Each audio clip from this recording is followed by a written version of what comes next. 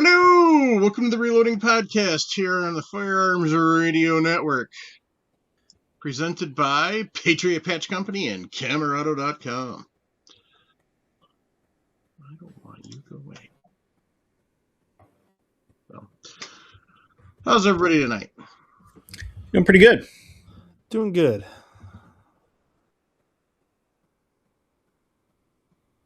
So, Nick, what you been up to? Not a lot. You've had 2 weeks. Did I?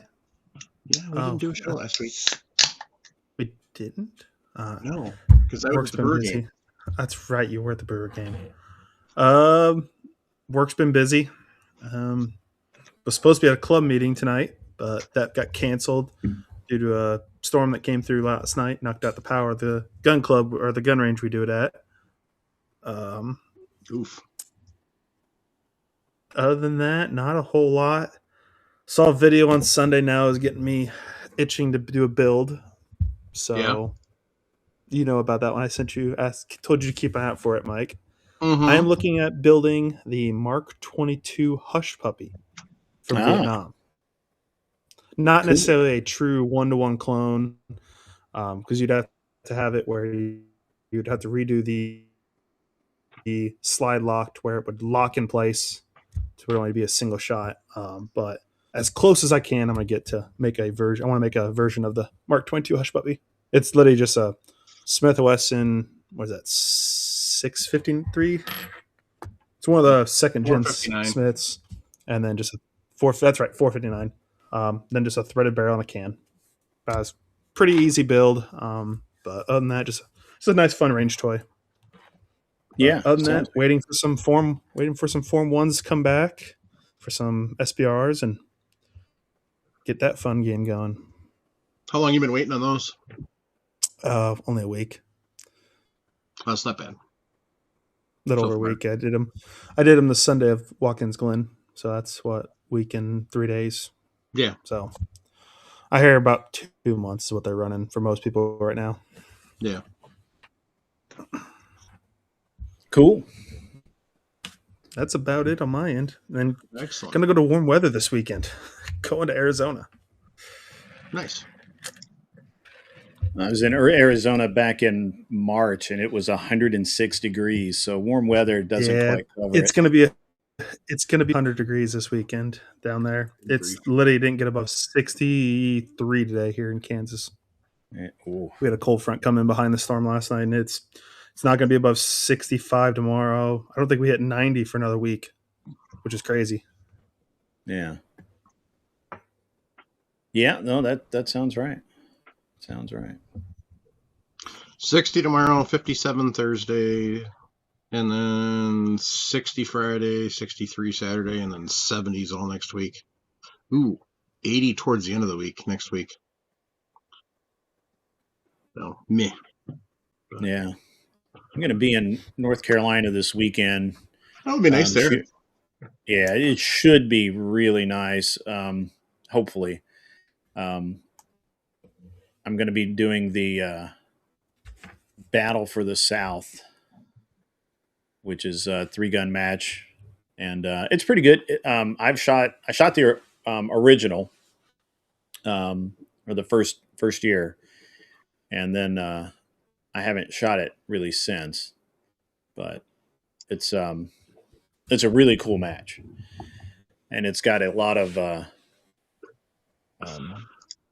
it's got a lot of input from various people. So yeah, where's that at? That'll be outside of Rockingham, North Carolina. Oh, okay. So I forget the name of the range. I just had it up, and I've looked at it like a dozen times. I can never remember. Yeah. What it's called. I'm supposed to shoot next weekend. Not this weekend, but the following weekend. I was supposed to shoot Zombies in the Heartland in Nebraska, but I'm going to have to bow out. It's Coleman's Creek. That's the name of the range in North Carolina. Coleman's Creek. Zoo City Armory puts it on. They're the big sponsor of it, and it's a really good. It's just a really good setup. So I have a good time with it. I like it a lot. So I've shot a couple steel challenge matches, but I don't think I could do 3-gun. Yeah, 3-gun's it's a great. I mean, I personally love it. I think it's awesome, and I think it has something for just about everybody. But um, it's a lot of stuff to keep straight. It's a lot. It's a ton of stuff, and the more specific you get with it, like now the pistol ammo is pretty straightforward. But when you get into rifle ammo, I have just hoser ammo. I've got basically my all around ammo that I'll shoot out to like maybe 200, 250 yards. And then anything over about 300, I start thinking about using my long range ammo. And anything over 450, I definitely am using my long range ammo.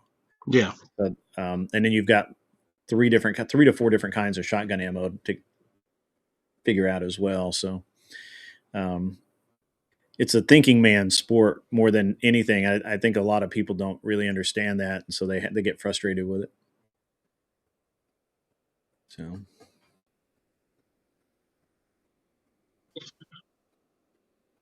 I was playing with the view to see if I could get your entire screen up. oh, yeah, the background's pretty cool. There we go. Yeah. Now everybody can see you. Yeah, that's me. For I sure. like that. I like the. I wanted to get the. But did you die up on? Yeah, yeah, right. But did you die? Just keep that in mind. You could always be worse.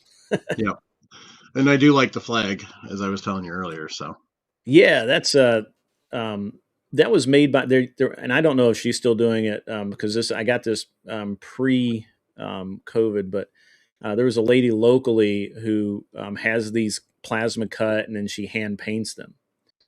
And I don't know if she still does it, but she had given one to my local gun shop that actually I kind of work with at the time. I didn't work with them. I helped them out with some stuff, and basically they sponsored me a little bit, nothing big, but and the owner one day was just like, "Hey, do you want this?" It's like, we really love this thing, but we have nowhere we can put it in here, and we don't want anybody messing it up. So could you just take this home with you? And I'm like, absolutely. that is awesome. Yeah. So, and it's and then the gun. I change the guns out constantly, and actually, I used to be known for really changing my background up a lot, but now I'm pretty much locked into this. I'm going to fine tune it a little bit, but yeah. But for the most part, it's pretty good. So, and it works for both my normal debate show and then the gun show too.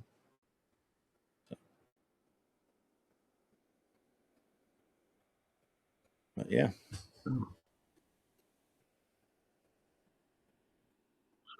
So, the reason we didn't have a show last week is I met up with listener Drew, and we went to the brewer game. Drew's one of those listeners that's been kind of with us since, good grief, almost day one. And so he he and I have gotten to be friends over the years from that, and we've met up a couple times. First time we've been trying to meet up got all the way back to 2015 Nashville NRA. We finally met up in Dallas, and we went to. He is a big baseball fan like I am, and so his goal is to go to all of the ballparks. He started a couple of years ago with the stuff on the West Coast. He's in San Diego. He's a big Padres fan.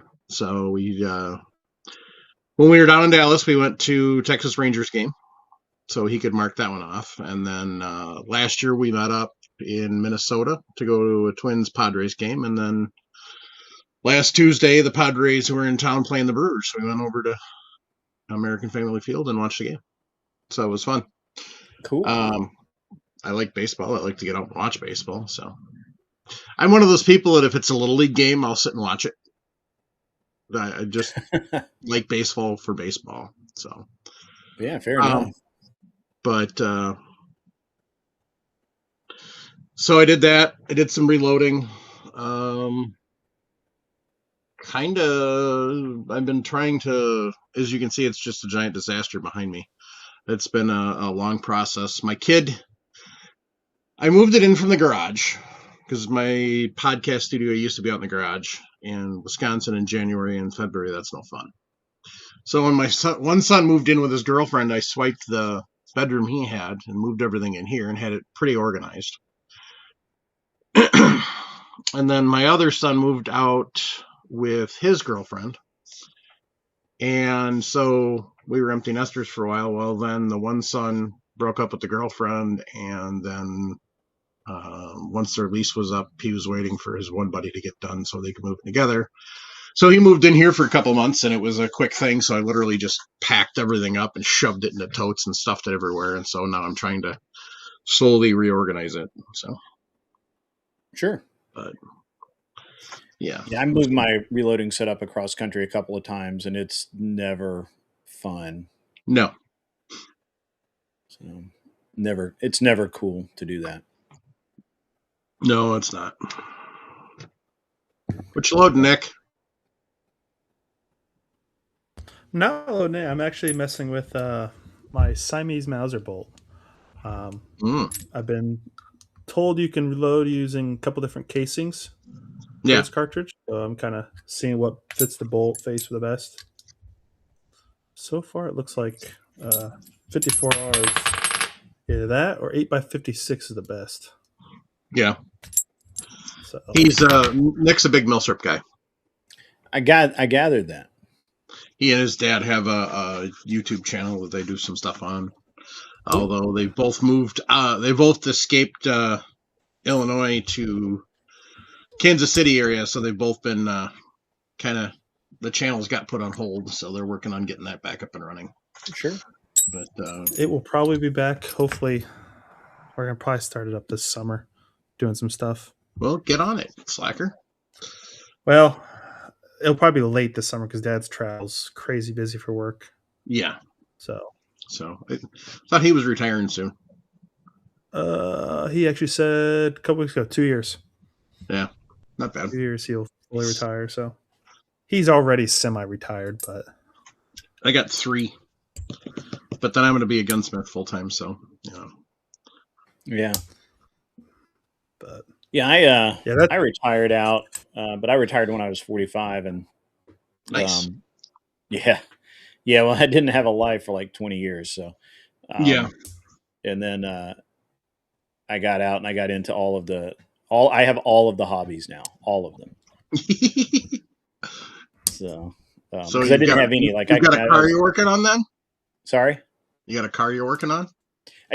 Kind of, but so my entire career was spent playing with cars, and so I decided that I only do that because I like kind of enjoyed doing it. I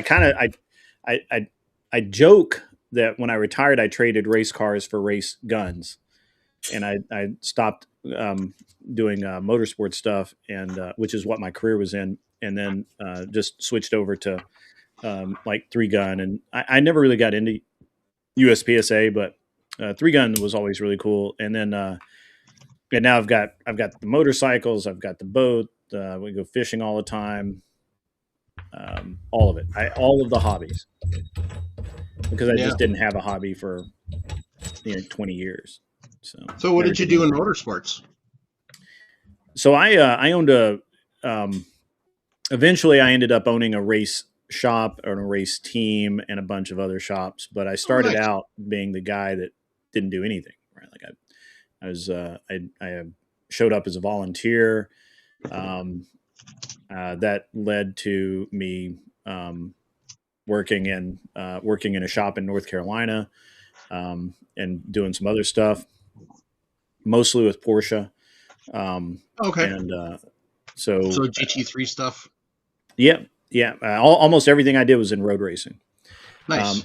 There was some other cool stuff along the way, but most of it was in road racing, and it was just all consuming. So I went from where I would like my college life, where I would goof off and I would go shoot some guns with buddies, and I would go hunting on the weekend, and I go to fishing with this friend every so often and all of that. I went and just had hobbies to having like nothing. Like my entire world was focused in this very one kind of dynamic.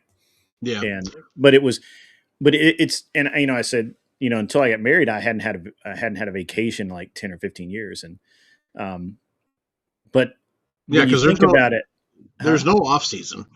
yeah. But when you think about it, a lot of people, the things I was doing were things that people do when they go on vacation, right? And Right. it's just I was getting paid for it, and it was at a most of the time at a higher level than I think most people were used to or would be used to wanting to play. But we did some good stuff. One of the teams, one of the shops I was with, our team won the Daytona 24 Hours. Nice. We 21st, but first in AGT. Yeah. And then we won multiple championships in Pirelli World Challenge. Okay. And then when I went out on my own, I did pretty well. Had a lot of stuff going on.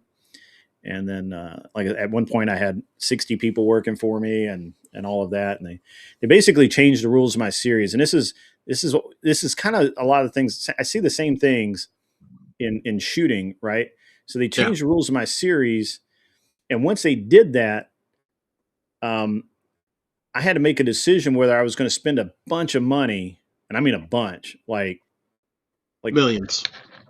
Yeah, actually, it would have been about. We were going to end up having to spend somewhere between $2.5 to $5 million, and we wouldn't see a return for 3 to 5 years, right? Yeah. So we just spend all this money up front because you got to buy cars, you got to buy a new transporter, you got to have crew, you've got to have all this stuff.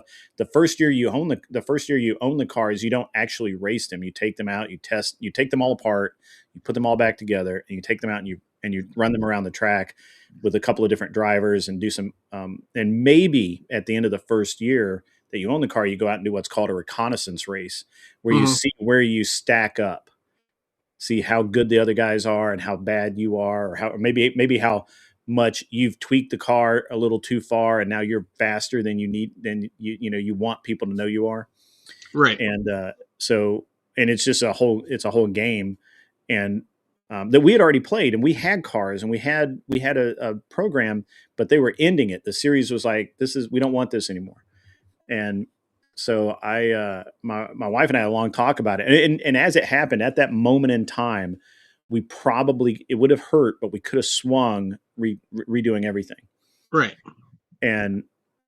But we would have been just scraping for the next 5 years till it paid off. And my wife's like, you were going to retire in 5 years anyway. So why are you going to put yourself through this where you're going to end up having to work at least 5 years and probably 10 or 15 years? Mm-hmm. And you're going to be pissed about it the whole time. Like, why would you do that? And my wife's really smart. And I said, yeah, you know what? That's a great point. That's a great point. So I was already shooting a little bit, and so then the shooting just ramped up, and everything else ramped up, and then I just got all the hobbies. Just keep adding to them. So yeah, my one of my best friends in high school, when he graduated, he went to work for Kelly Moss. Oh, I know Kelly Moss. Yeah. Mm-hmm. Yeah, I know those guys. Yeah, so he worked for Kelly Moss for 10 years, and literally that was his life. So I know exactly what you mean. It's like, yeah, the money's good. You just never get to spend any of it. Yeah, I think in a matter of 2 years, I think we saw each other twice. Yeah, that's how. And works. One of those was one of our friends' weddings. And that was it. So. Yeah, I mean that's just how that works, right? I mean, I can name that tune in 2 notes, right? And exactly. So, yeah, but it's an interesting way to kind of get into all of this stuff, and now that, I mean, I'm getting back into shooting. As we were talking about earlier, I hurt myself back in 23. I tore up my knee and hip doing Hard as Hell Resurrection, and it took me about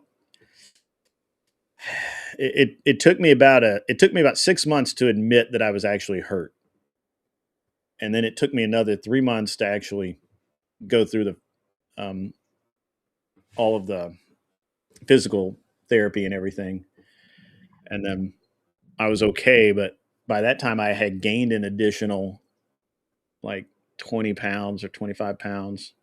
I ended up being, and I was already 20 pounds heavy, so I ended up. Um, we went to Alaska about this time last year. My wife and my youngest son and I did, and I came off the boat. I was 245 pounds. It was the heaviest I've ever weighed in my life. I was like, this is crazy. And so the minute I got back, I, because I understand now more than ever that, if you're going to run around and play with guns and things like that, if you can carry the weight for a long time, but at some point you're going to get hurt, and you're going to hurt more than if you're not carrying all of the extra weight around on you. And so I dropped 40 pounds, and I'm trying to keep it going. But That's awesome. yeah. But I shot Superstition Mountain Mystery 3-gun back in, as I was saying, back in March, and it was awesome. It was 160. I left here, and it was like 60s, maybe 50. I got off the plane there, and in the middle of the day, and it was 106 degrees. It was just like, this is crazy. That's brutal. And they said that it was like one of the hotter years that they had, and it was brutal. But it was a great match. The videos, the video came out really well, and then I shot the Texas 3-gun championship, put on by my friend Aaron Hayes. He's an awesome dude, and he put together a tremendous match. I mean, the size of the facility is incredible. Like it's amazing how big this place is, and we had a 700-yard shot. So that was good on the grief. clock. 700-yard shot on the clock with your. I mean, and I'm shooting a 5.56 AR, right? I'm not shooting anything exotic. It's not a 6 arc or anything like that. It's just like a standard old 5.56, and 700-yard shot is sporty. But I hit it. I had one round hit, one shot, one hit. So nice. Yeah, it's pretty cool. I thought it would take me at least 3, but I got it. And then now I'm going. Now I was, as I said, I'm going to shoot Battle of the South this weekend.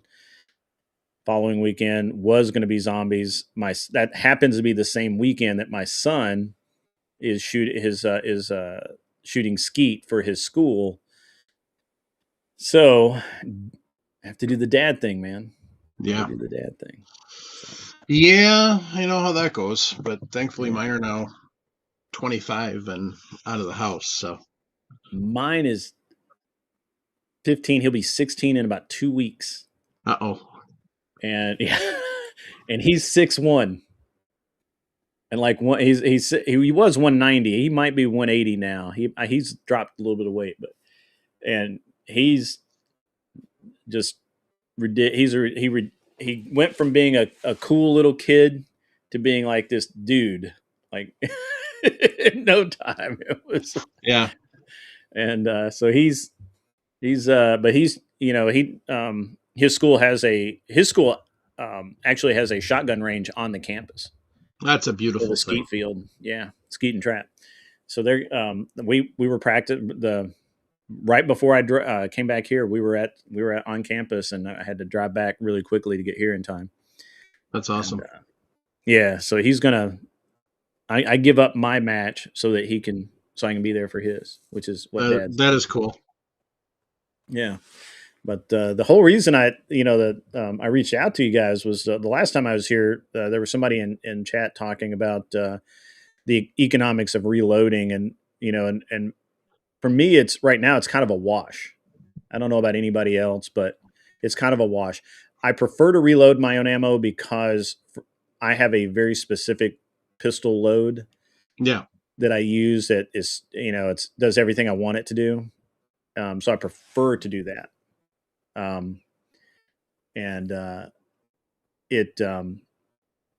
But I have no problem. But my guns are all tuned to where I could run 115 Blazer, 124 Blazer if I have to.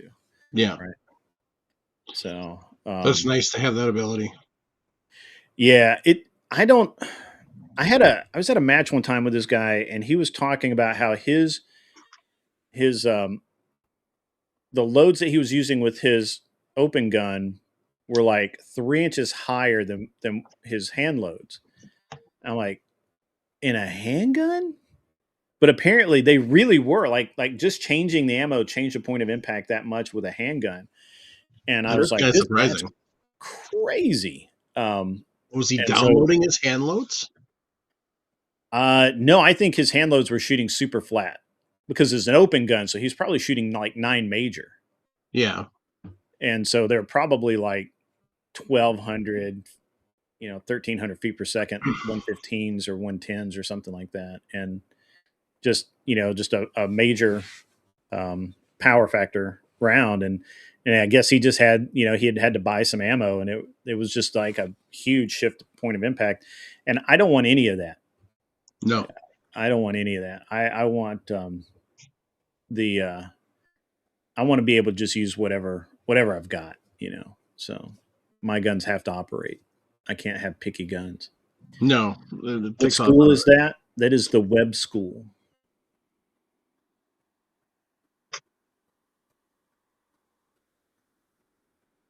It is a private school. There you go. But that's yeah, that's what I was figuring. Even though you're in Tennessee, it was probably still a private school. But yeah, it would be really. I think so. My high school had a rifle range in the basement of the gymnasium. Mm-hmm.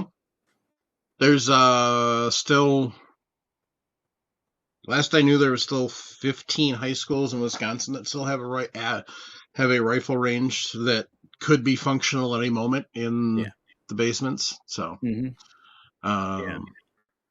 we live in kind of a liberal city, but they actually started up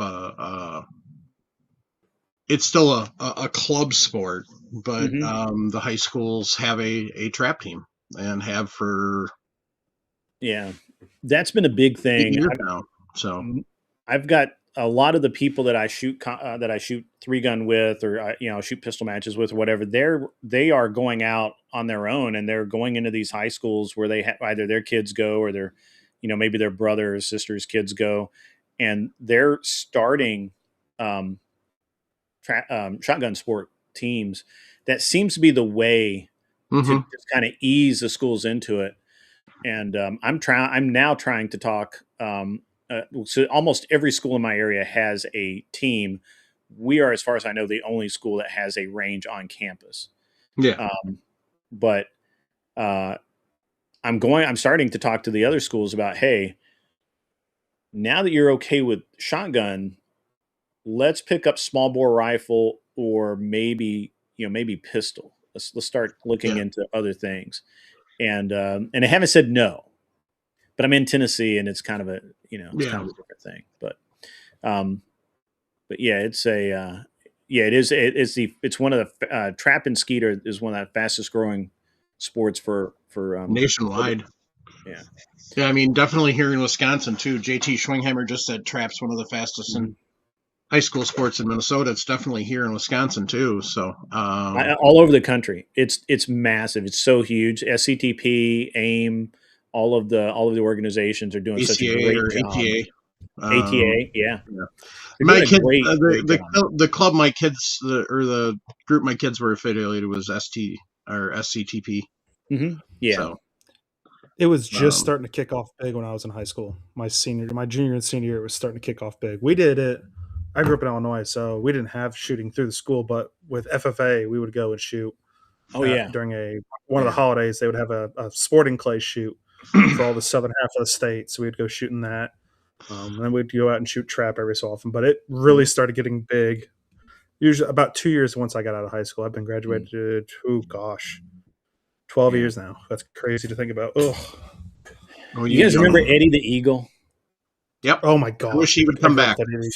We need Eddie the Eagle back. I mean, I literally, when I was at SHOT Show, I caught one of the NRA guys, and I'm like, I hear you guys doing great things, but I haven't heard a single word about Eddie the Eagle in school. It's on Doug's list. Yeah. Needs to. Because Gresham cornered him about it. You know, one of the times when he was on Gresham's show. So it's on the list. Yeah. I want to see firearm safety training courses mandatory in all schools. Tennessee has passed a law that says that all students in the Tennessee school systems from kindergarten to 12th grade, every single year they have mandatory firearms education. Awesome. It can be different for every year, right? So maybe when you're kindergarten, you don't take them to the range, but you show them a video, right? Yeah, I mean, that's where Eddie the Eagle comes in perfect, is kindergarten, first, second. Yeah. By third grade, if you're in 4-H, you can go shoot air rifle. I think and so that's, and it's, they've done a really good thing here because it's not officiated by the schools. Excellent. It's being run by the Tennessee Wildlife Resources Federation. So, the people who do the hunter safety course are now coming into schools and doing the firearm education. Now they're still figuring out what method to, because every grade's a little different, and obviously you don't want people falling asleep in the middle of it, but it is mandated, and it is the law now. So, and that was awesome. I couldn't wait for that. I was so afraid it was going to get killed, but it's, and there's no opting out of it. When they passed the mentoring laws, once that passed, where they allowed 10-year-olds hunting with mentors, and actually then they removed the minimum age. We were hoping that would kind of spur on a drive to get firearm safety back into the schools, but unfortunately it hasn't. Yeah. So I'm just glad to see that it is required. You can't opt out of it. You can't say that you're a conscientious objector and opt out of the safety training, anything like that. The parents can't say no, not for my kid. There's none of that. So I think it's a good step in the right direction, and I'm really glad to see it. So yeah, absolutely. But for kind of getting back to the reloading and high volume ammo stuff, I shoot, when I'm like right now, I'm shooting about I shoot 4 times a week. Well, I shoot handgun 4 times a week if I can, and I shoot 200 rounds at least every time I go. So 800 to 1,000 rounds a week. That's expensive if I go buy it, right? But I buy I tend to buy the bulk projectiles from Precision Delta, the 124 grain jacketed hollow point. They're great. They're super accurate. And I can buy them where it's like, they're like $100, they're like $90 1,000 or something. They used to be 80. They've gone up a little bit. And I would buy 3,000 or 4,000 at a time and just stack. I just stack them, and I just run the press, and I'll sit down and I can run a week's worth of ammo in a couple of 3 hours, and then that's the end of that's what I'm going to do tomorrow. Get ready for this weekend. But if I had to buy like boxed ammo, that would just be crazy. Even at $13, $12, $13 a box, that's a lot. That's a lot. So I don't know. I think it's I think it's all a matter of perspective and a matter of what it doesn't seem like I save a lot, but at the end of the month, when I look at what I would have spent on boxed ammo versus building it, it is significant enough that Which projectiles were those again? The 124 grain jacketed hollow point. From who? Precision Delta. Okay. I realized I didn't have the show notes up, so I always try and make Sorry? show notes and stuff when people yeah. mention projects or products and stuff, so that way they can go look at them. And I use a shotgun powder too. Unique. No, I use E3 Okay. from Alliant. It's super clean burning and it's super consistent. Soft. Yeah. Shoots really soft. Yeah. Unique. Clifford. I'm sorry. Unique's not clean. Yeah, I know. Well, I tried. I have pounds and pounds of the other one that everybody told me to get, and Power pistol, probably. Tight Group. Oh, Tight Group. And everybody told me that it was clean and it was soft, and it does shoot relatively soft, but it is not a clean powder. Oh god, it's dirty. It is so dirty. I load that in my old military revolvers. It is not clean at all. It is not a clean powder. I mean, I guess it's clean as if you're used to 800X or high score or something like that. It's like, I guess it's a matter of perspective. But I was like, this is crazy. Nothing's clean compared to black powder that I shoot in some cartridges. So. Sure. Well, yeah, right. But yeah, I mean, there's always the next level of disgusting, right? Like wherever you're at, there's always another level. What press am I using? I've gone through a bunch of different presses. Right now, I've got the X10 from Frankfurt, and I love it. It's actually been it's been super good. Did you have any issues with the primer? No, I don't. I haven't had any issues with it. I know one of my sons wants in. Come in. Stop knocking and open the door. It's probably my 5-year-old.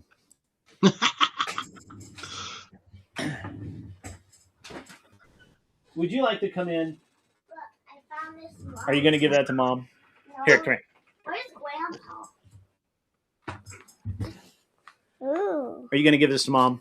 Uh-huh. Okay, go give it to Mom. Well, no, I'm gonna give it to Grandpa. Okay, do that. Professionalism, folks. Sorry. Hey, family's important. Yeah, he's awesome. Yeah, CFE pistol's really good too. John Lavalette.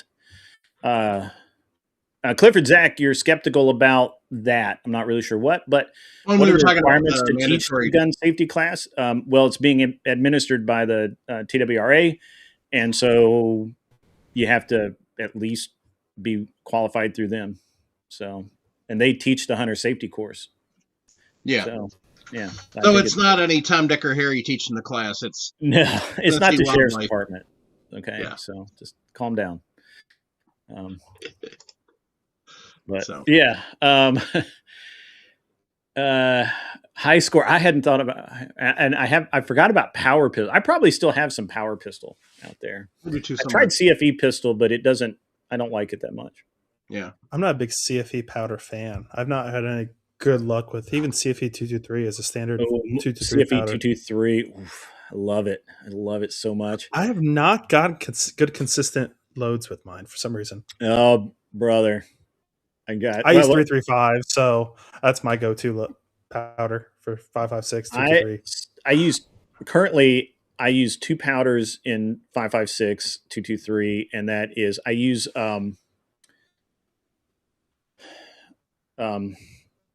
80 now I can't think of it. It's the XBR the gold 80, label XBR. Huh? Yep, 8208 XBR, and for 70 and I use that for 75 and 73 grain bullets, and then I use CFE for 55 grain and I've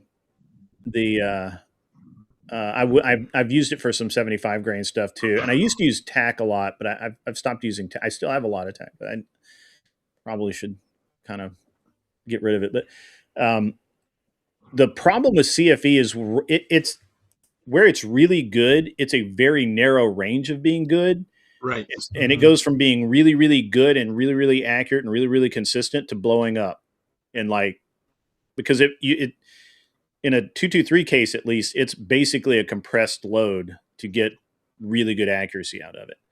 And I'm not telling anybody to do that, by the way. Don't do that. That's We bad. have a disclaimer. So But we I have a have found it disclaimer to be we like, air at the end of or at the beginning of every audio podcast. So oh, good. yeah. Yeah, I am not telling you guys to do anything, but Oh, no. because I do a lot of things that people consider fairly non-standard, like E3 for my. Paul Nelson in the chat was a host for a long time. Till health reasons caused him to step away. Now he just joins us when he can for chat. Awesome. But he has some spicy loads too. So we've definitely talked about the don't load what I load what the book says load. Yeah, I'm So, not giving you any numbers here. But no, I'm going to tell you that we do not give out loads unless it's out of a book. Yeah, So, I'm going to. oh yeah, definitely. I ended up like even with 8208 XBR. I'm decently far above the recommended lifts, and it's no signs of anything. It's just a great load. It, I mean, I'm hitting out. That's most books you got to look at. Most books with the load data you see, they're super conservative in any way. Yeah. But I do so, and I load for an accuracy node. And so, like, I use RL17 in my 300 Winchester short mag, and that's a great powder. Super consistent, meters well, does everything I want it to do. Most of the RLs are pretty good. Yeah, and the only and I have a load for my for a 208 grain boat tail hollow point match in the 300 WISM that is 3,007 feet per second. Nice. That's burning that 208 grain bullet through that barrel, and it's not it's not unpleasant, but it's not the most pleasant gun I have to shoot. But it's so accurate at that load at that with this load. I just can't let it go. I know that I'm going to need a barrel and like 400 more rounds, but it's cost of doing business, right? Right. Yeah, and so I mean, you shoot competition. You know that, especially if you're, loading spicier loads, you're going to wind up going through barrels. It's the cost. Yeah, it's just like you said, the cost of doing business. The barrel's the cheapest part of the system. Absolutely. So, so Raggle Fraggle asked, he said, "What is it about the CFE stuff?" Yeah. So the big thing with the CFE stuff is it is supposed to mitigate copper fouling. Yeah. It does to some degree. So I don't know. I've not ever used any of the CFE powders. So CFE 223, I've used a ton of. I still use it. It's great. Meters well, and all the powder measures and tricklers I've used. It has once you find an accuracy node for your gun, you can just stay there and it'll be just ridiculously consistent. That's nice. It is relatively clean. I think a lot of people have problems with it because they're coming over from like Varget, and if you're trying, and they're just such different powders that I especially if you're kind of new to reloading, or if you just are really set in your ways and you've only ever. And I literally know people have been reloading for 10 or 15 years that only have loaded 3 loads. Like, that's it. That's all they do is, like, they have their 9mm load, they have their 38 super load, and they have their 308 or 5.56 load. And that's it. They don't load anything else. They're just, and they have 5 bins of powder. They have the powder they tried first, the powder they tried second, 2 more. And then that's it. And then everything else is all one powder, right? And it's like, and if you ask them, they're like, well, this is what I use. And you'll be like, well, have you tried this? No. And I just use this. And I'm like, but why not? Yeah, I know people like that. And it's like, okay, you do you then. Yeah. So. Well, the guys on Brian Eno's forum told me that this was the way to go. I'm like, oh, well, I mean, did they shoot your gun? Because I don't know. Is it? And subsonic. I think CFE 300 CFE black, I guess is what they call it. Yeah. The 300 black powder, I think, is pretty good with sub loads. The problem is that most of the bullets that people are trying to run subsonic through the 300 black are garbage, or not garbage, but they don't work with the barrel twist. It's a whole thing, guys. You can't just do one thing. It's got to be the whole thing. Yep. And Exactly. Yeah, you're trying to run trying to run a fast a bullet that needs to go through a fast twist and a slow twist barrel, and now you're slowing it down instead of speeding it up, yeah. and it makes it even worse. And you're wondering why you get 8-inch groups, like you're like, why is it this guy something's wrong here? Like, no, Yeah. it's nothing's wrong. You're shooting a pistol and you're trying to make it act like a rifle. So yeah, I don't know. One of my favorite conversations I ever had with somebody is I worked at Cabela's Bass Pro and the gun counter in the gun library. I'm sorry. For 5.5 years. Yeah. The discount was great. That was the whole entire partner for work. I'm sure it was. I'm sure. I really kind of want to go back because the discount's amazing. Anything Bass Pro or Cabela's branded or any of their various brands, 50% off. Oh. So all of their clothing and all their camping crap and everything else, all the fishing tackle and everything. The only thing you really don't get a discount on is guns and ammo. Mm-hmm. But they have a expert voice program where you get a bunch of stuff on that. So nice. But I was having a conversation. A guy was bitching about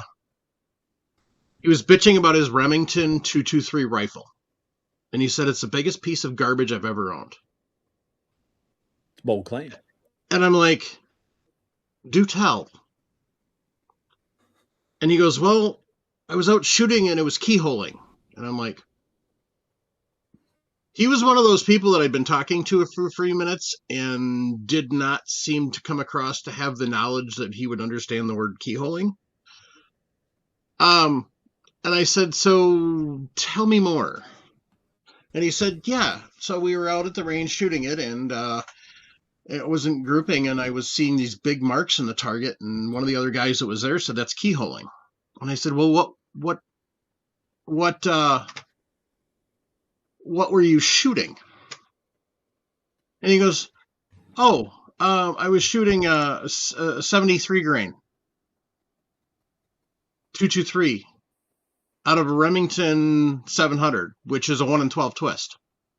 That's bold. It's a bold strategy. Didn't work out for him. I said, well, there's your problem. I said, unless you're hand loading and you're loading them really, really hot, you're not going to ever get a 73 grain to stabilize out of that bullet, out of that barrel. That barrel is designed for a max of 55 grain. Even the military 62 grain won't stabilize out of that. He goes, really? There were some 62, but it's you got a very thin margin of the 62s that'll work in a 223 chamber. The best one the best one that I had go on was I had a friend of mine we both had almost the same 300 black. I have a 16-inch barrel and he had like a 10.5 or something. And I tried these 115 grain Hornady varmint bullets. They sucked. They weren't long enough, and so they didn't stabilize. There wasn't enough ogive there, and so it just didn't stabilize ever. I don't know what they shoot those out of, but it's got to be like a lever gun or something. It's got to be like a Henry rifle or something like that. Because no, actually, the 115 grains work great out of a 1 in 10 twist 308. If you're driving them, because I know because I could get them to shoot. I had a coyote load I made up. Okay. Using 115 grains, and fair enough. Yeah. I was. But they're really short bullets. I don't remember what I was pushing them past. Now, if you got the 110s, the 110 round nose, those are all for the 30 carbines. Yeah, these were the V-tip bullets, and so I never could get them to work. And I told him I could never get them to work, and they were never going to work. And he loaded up, I don't know, probably 300 or 400 one time. And I'm like, I wouldn't do that. That sounds like a lot of bullet pulling. And he went out and shot it. And he's like, it's like minute of pie plate. Like he's like, what is going on? And he thought that he was blaming the muzzle brake. He was blaming everything on, how, and he thought he had a bad barrel and all of this stuff. And I'm like, well, let's try one of mine in it. Maybe you're just not putting enough powder in it. I don't know. Let's just try one of mine. Same thing. And I started looking at it and I'm like, you're never going to get this. Mine don't shoot well. Yours are never going to shoot well, because he had like an 11.5-inch barrel with like a 1-in-7 twist or something like that. I'm like, you're never going to get this to shoot right. And he's like, why not? And I'm like, because it's not even making a full turn before it gets out of the barrel. Right. And it doesn't even have any lands there. Like, this is not what you want. Not in a short barrel. Not a chance. This is just not going to work. 16-inch, if you're pushing it fast enough, you might. But yeah. But and then he was trying to run the Nosler Partition 200, and it's not 2A, it's like a 205 or 2. I forget what the Nosler is, but the 200 grain Nosler out of the same gun, subsonic, and they didn't shoot very well either. But that was just because anything over like 100 yards, and it's just starting to yaw through space and time. And it's weird how people don't understand ballistics, even after they read it in the loading manual, even when they go to Sniper's Hide and they read all of these threads about what loads to use. They go to Brian Enos, they do the same thing, and then they're like, yeah, I don't understand why this load won't shoot. Me neither. I don't understand either. I know nothing. I'm a mushroom. Leave me alone. I'm gonna go shoot my gun. So, I am a mushroom kept in the dark, fed full of bullshit. Yeah, but it was. I find that very interesting. It's got to be very. I feel bad for a lot of the employees in gun shops and help desks, because they've got to get the most ridiculous questions over and over and over and over again. So, I worked in gun shops for 10 years. Ken worked with me at Bass Pro for a little while, and then he got smart and got out. So yeah, it seems like it is a thankless job. Yeah. Most of the time, I mean, you get your decent customers, you get your regulars and stuff, but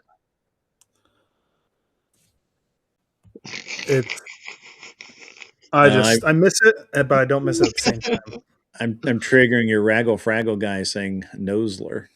Yeah. Oh, he's one of our regulars. He also listens to a lot of the We Like Shooting guys and a bunch of the other podcasts on the network. So yeah, I feel more. I tend to feel more sorry for those people who go into a gun store and assume that the person behind the counter knows what they're talking about. That too. Okay, because some of the dumbest people out there in the gun industry are standing behind the counters. Not all of them. That's true. There's some good people behind some of those counters, but. Well, I got called. I was at the gun shop the other day on Saturday, wasting some time before meeting up with a buddy for lunch. And it's one of my normal shops I go into, and both the guys behind the counter were busy. And of course, they know me super well. So I was like, hey, Houston, I'm coming behind the counter. It was just that intuition to go help a guy. It's like, I have a disease almost of doing this. But just some of the people are the dumbest people, like you said, Ken. It's like, I know more than you. I don't need your help. Yeah.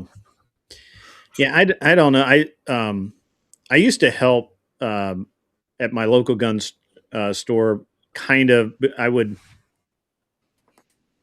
taught a youth 22 class on Wednesday nights, and Nice. For mostly it was competition oriented. It was like how all the range commands and how to holster, unholster, all that kind of stuff, and various things. And so I got to know those guys really good, and they they were always asked, "Do you want to work here? Do you want to work here? Do you want to work here?" I'm like, "No." Mm-mm. So fortunately, my local gun store, they hire only people that know about guns, and they actually teach them about guns when they come, the new stuff that comes through and whatnot. Nice.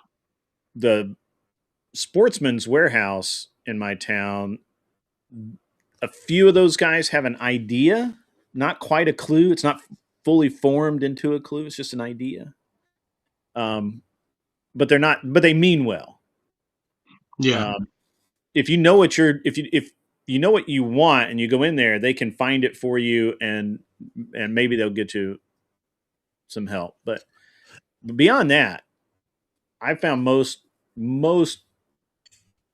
gun store and most and I consider Bass Pro, Scheels, and Sportsman's all department stores.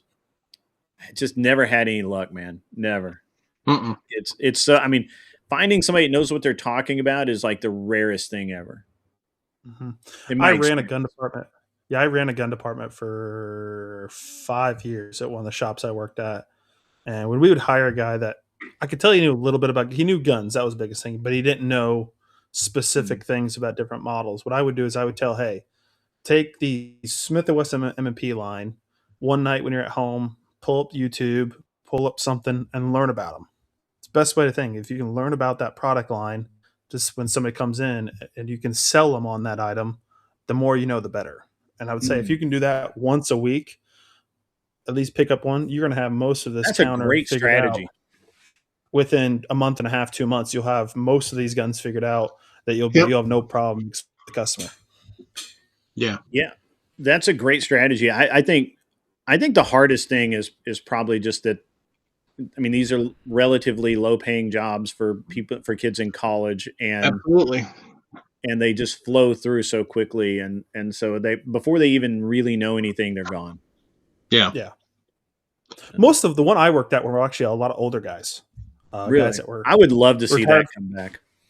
Retired from a full-time job, but they wanted that nice extra income. And I worked at, because I was full-time as department head, but when I took a different full-time job working for a state agency, I stayed on there part-time just to help out.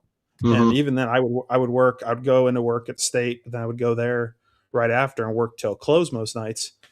Mm-hmm. I would have one or so guys in every so often learning from me how to sell and how to properly look for a straw purchase. Because when you've been in the gun industry long enough, you know instantly that kicks, and you can tell that's a straw purchase. Yeah. Have you seen the new 4473? Have you guys been watching? I love it. I have. I love the new 4473. Yeah. Before Gander Mountain became an RV dealership,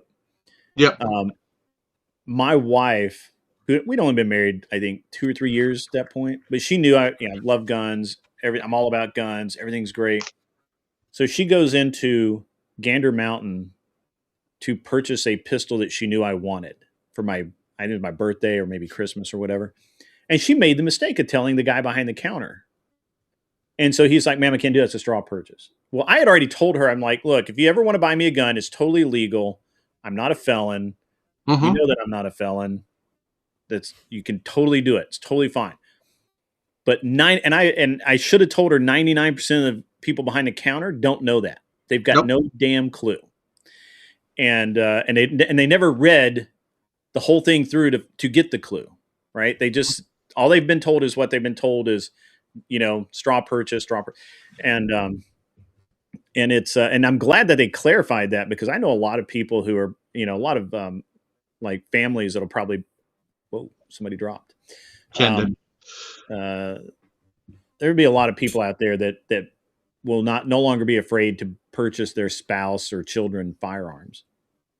Yeah, they made it super simplified, super easy to read and now understand. It is. It's got rid of all the stupid questions. Yeah, that you need to call a lawyer for. Yeah, pretty much. Yeah, and the biggest thing I think is they took the firearms information off the front page. Yeah. Yep. Because I just think it's great. That was an easy register. Long overdue. It's just, and it's such a great thing to see happen. I'm really excited about it.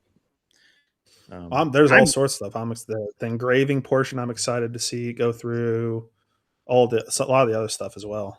Yeah. Yeah, definitely nice changes. Yeah. What do you think about the and they're kind of cagey about this they're saying if your state allows it, but which I don't know why they wouldn't. But so here in Tennessee, if I own a gun and Nick buys it, he lives in Tennessee. I don't think he does, but if he did, if he lived in Tennessee and he bought that gun from me and I was in Nashville and he's in Knoxville, as soon as money cleared my account, that's his gun and I could ship it to him legally. It's legal. Mm-hmm. No different than if we'd been in a parking lot at Home Depot where I buy most of my guns and just Exactly. I hand him cash. And so the 4473 now is allowing gun shops to do the same thing. I mean, now, obviously you're buying from a dealer, so you still have to file they have to have your ID and everything, right? They still have to run the NICS because they're a dealer. But yeah, retail guns shipped to your homes. What a concept. Yep. Yeah, they're That, and working then- on making it so, because there's so many other things that are done legally completely Yep. over the internet. And so I guess they're making it so the anti-gunners, worst nightmare is coming true. You can buy a gun over the internet. Yeah. Well, I still am shocked that people don't know that they can mail. Most states, you can mail a gun in the state. Most Wisconsin, you people can. know that. Now, Yeah.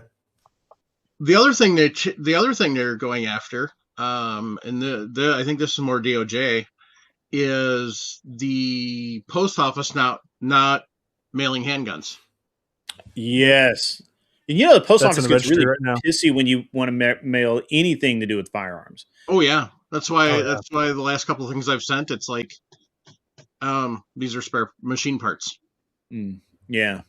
Yeah. So I mailed, and it's been a while, but I mailed myself a rifle, right? And Right. you can do that. It's totally legal. absolutely. And I went down there and I actually made the mistake of telling them that it was a firearm. And we can't do that. I'm like, yes, you can. Here's where it says that. And the lady, I kid you not, the lady literally told me I could have just printed that up at home. And she did not believe me. I said, okay, go get me the postmaster. Bring him out here or her out here. Mm-hmm. And I will talk to them because they need to talk to you. Like, and of course they pulled the federal employee harassment thing and threatened to call the police and everything. I was causing a scene, and I said, you can do whatever you want, but go get the postmaster first. Yeah. You can call whoever you want. Right. But I'm really shocked at how.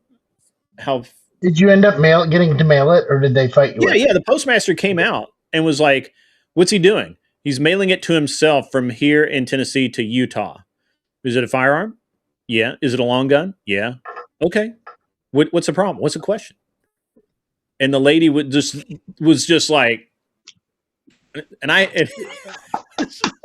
the postmaster was like, "Yeah, we do that. That's what we do. That's our job." Yeah. I mean, it can't be marked. The problem is that you can't have it in a marked box. It can't have Remington on it. Nothing. It's gonna be a plain box. Yep. So, but once you understand the law, like if I have to go read the law so that I can do it, I want the people who are there getting paid to perform the service to know the law better than me. Mhm. Exactly. Or even if they don't know what that law is specifically, because there's a lot of laws that the people in the post office have to do. But if instead of saying you can't do that, they should know. Okay, I'm not sure if you can do that. Let me talk to my supervisor. Let me talk to to somebody who actually does know, so we can, because it's customers. They so many businesses do not remember that it's customer service, and a lot of the simple things go a long ways. I mean, frequently customers are wrong, right? Well, and they can be, but you still, There's a way to have done it, and I wasn't really. I laugh and joke about it now, but in the moment, I was. There were two things. I was really concerned that this woman was going to call the police, and I was going to have guns drawn on me. Because she would have. The only two things that she would have told them is a man has a gun in the post office. Right, like that's what I was. I mean, in my mind, I'm like, what's going to happen is I'm going to be on the news. Yeah. I'm going to be on the news. I'm going to be honest with you. And I was really trying to just stand my ground and say, no, I have it printed. I printed it out for this reason. And I learned that from the airlines because I fly with guns to matches all the time. Oh, airlines are horrible. I had to make a video about how to properly fly with all of my guns for a three gun match. And Nice. it's easy. It's easy if you know how to do it. Once you get the employee to understand what the rules are. Well, the key right now is just fly Southwest. Yeah. They apparently actually train their employees how to deal with firearms. Nice. I've had problems with Delta. I've had problems with American. And I mean, like I literally made like a 30-minute video about this is how you fly with guns. And it's a great video, but J. Lease Williams did one of those not too long ago who's too, that? as well. Yeah, J. Lease Williams. Oh, I know. Yeah, Justine Yeah. and Jay Lease. Yeah, Yep.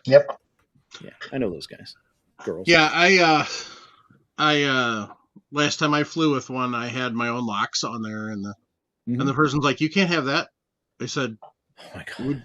I pulled out $100 bill out of my wallet. I set it on the counter. I said, "Would you like to bet this $100 bill that I'm right and you're wrong?" And Yeah, I've been told that too. They went. So yeah, anybody ever asks me, it's well, because a lot of people think I have a lot of knowledge. I have some knowledge, but I get that question a lot. What about if you want to fly with guns? So first off, you do not use a TSA approved lock. You get your own personal padlocks. Right. If they want to open that firearm case, they have to come get you. Yeah, you by law, you are supposed to be there and watch them do it. Yep. That's and shockingly, TSA are not sworn officers. No, they're not. So they cannot receive your weapon. And which means that, so let's just say that I'm going to pick on Nick again. Nick is flying from wherever to wherever, and TSA doesn't like something in his gun case. He's left, he was out shooting and a couple of rounds came loose and they're down in the lining. He didn't see it. They see it on x-ray. Now they want him to come. They want to ask him some questions about it. And they will often say, "Give me the keys and stand over there." Nope. No, sir, I can't do that. By law, you have to open this in my eyesight. Like I have to watch you do it. They'll usually back up then. If there's a problem and like maybe I don't know. I don't know what kind of problem you'd have with a properly checked firearm, but maybe, just for example, maybe he made a mistake and instead of a 1903 Springfield, he actually grabbed a Browning BAR and he doesn't have any of the NFA paperwork to take his BAR on the plane.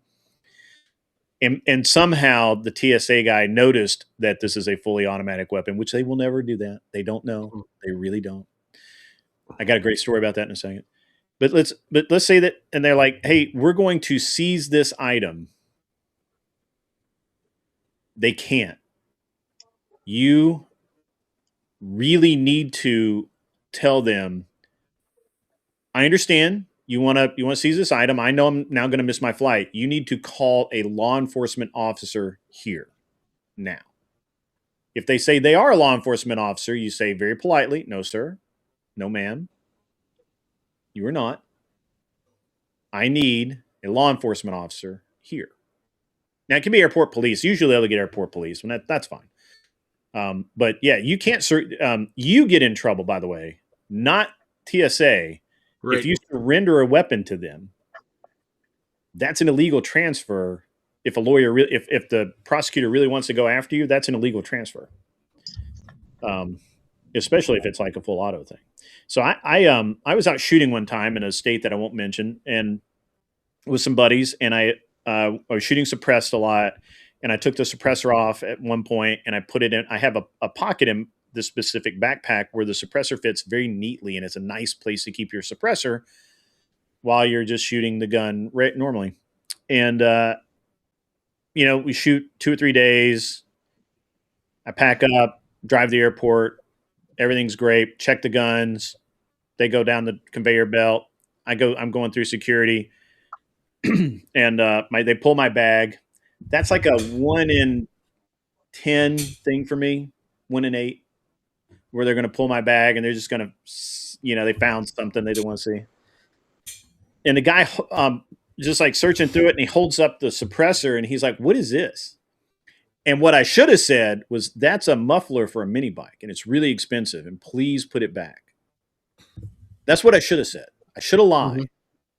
I should have committed a felony on a grand scale. But I didn't. I was honest. I said, "Holy crap, that's a suppressor. What's that doing in there?" I'm like, how did that get there? Oh, and then I realized that I had taken it off like 3 days before, and I just forgot. It's buried in this backpack. And that caused a whole line of nonsense. And it was exciting for like 30 minutes or so. Because it was supposed to be in with your firearms, right? Yeah, it would have been fine if it had been in the case, but they wouldn't let me put it in the case because I was going through security. Now I've attempted to carry a firearm through security, and they get really testy about that. So then they got really testy when I said that I wasn't leaving. They were going to seize the suppressor, write me, and basically they were going to write me a ticket. I was going to fly home. The suppressor would have stayed there, and place I won't mention, like Oklahoma City or anything. Yeah. And it would have stayed there.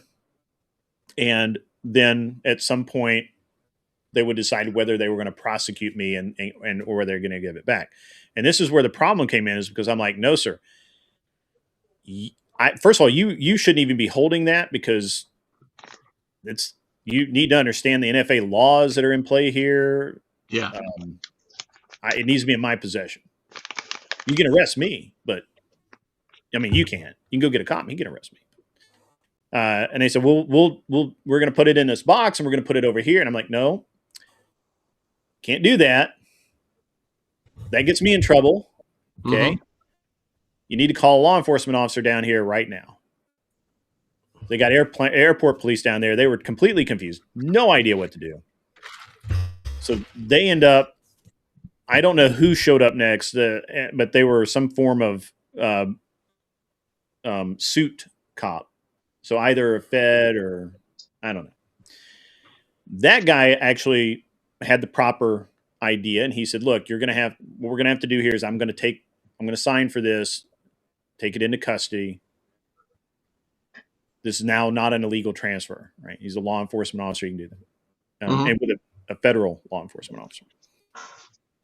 And then it needed to go to and then they figured out that he phoned a friend or got his phone out and did some research. Then he figured out he really needed the ATF there. Maybe he did, maybe he didn't. I don't know. I'm not a lawyer. Yeah. So now I got a whole string of law enforcement officers. and it's a great time. And so it took about 3 hours. Of course, I missed my flight. It took about 3 hours to get everything sorted out. It ended up with me flying home. The suppressor stayed in lockup, I assume. And about 8 weeks later, probably, I get basically a form mail from the TSA saying that I have violated federal law by attempting to board a plane with a firearm, and that I could either go to court and fight over it, which would cost X amount of money. They listed like all of the money and all the time. This is going to be a really big deal. Or I could pay them like $800.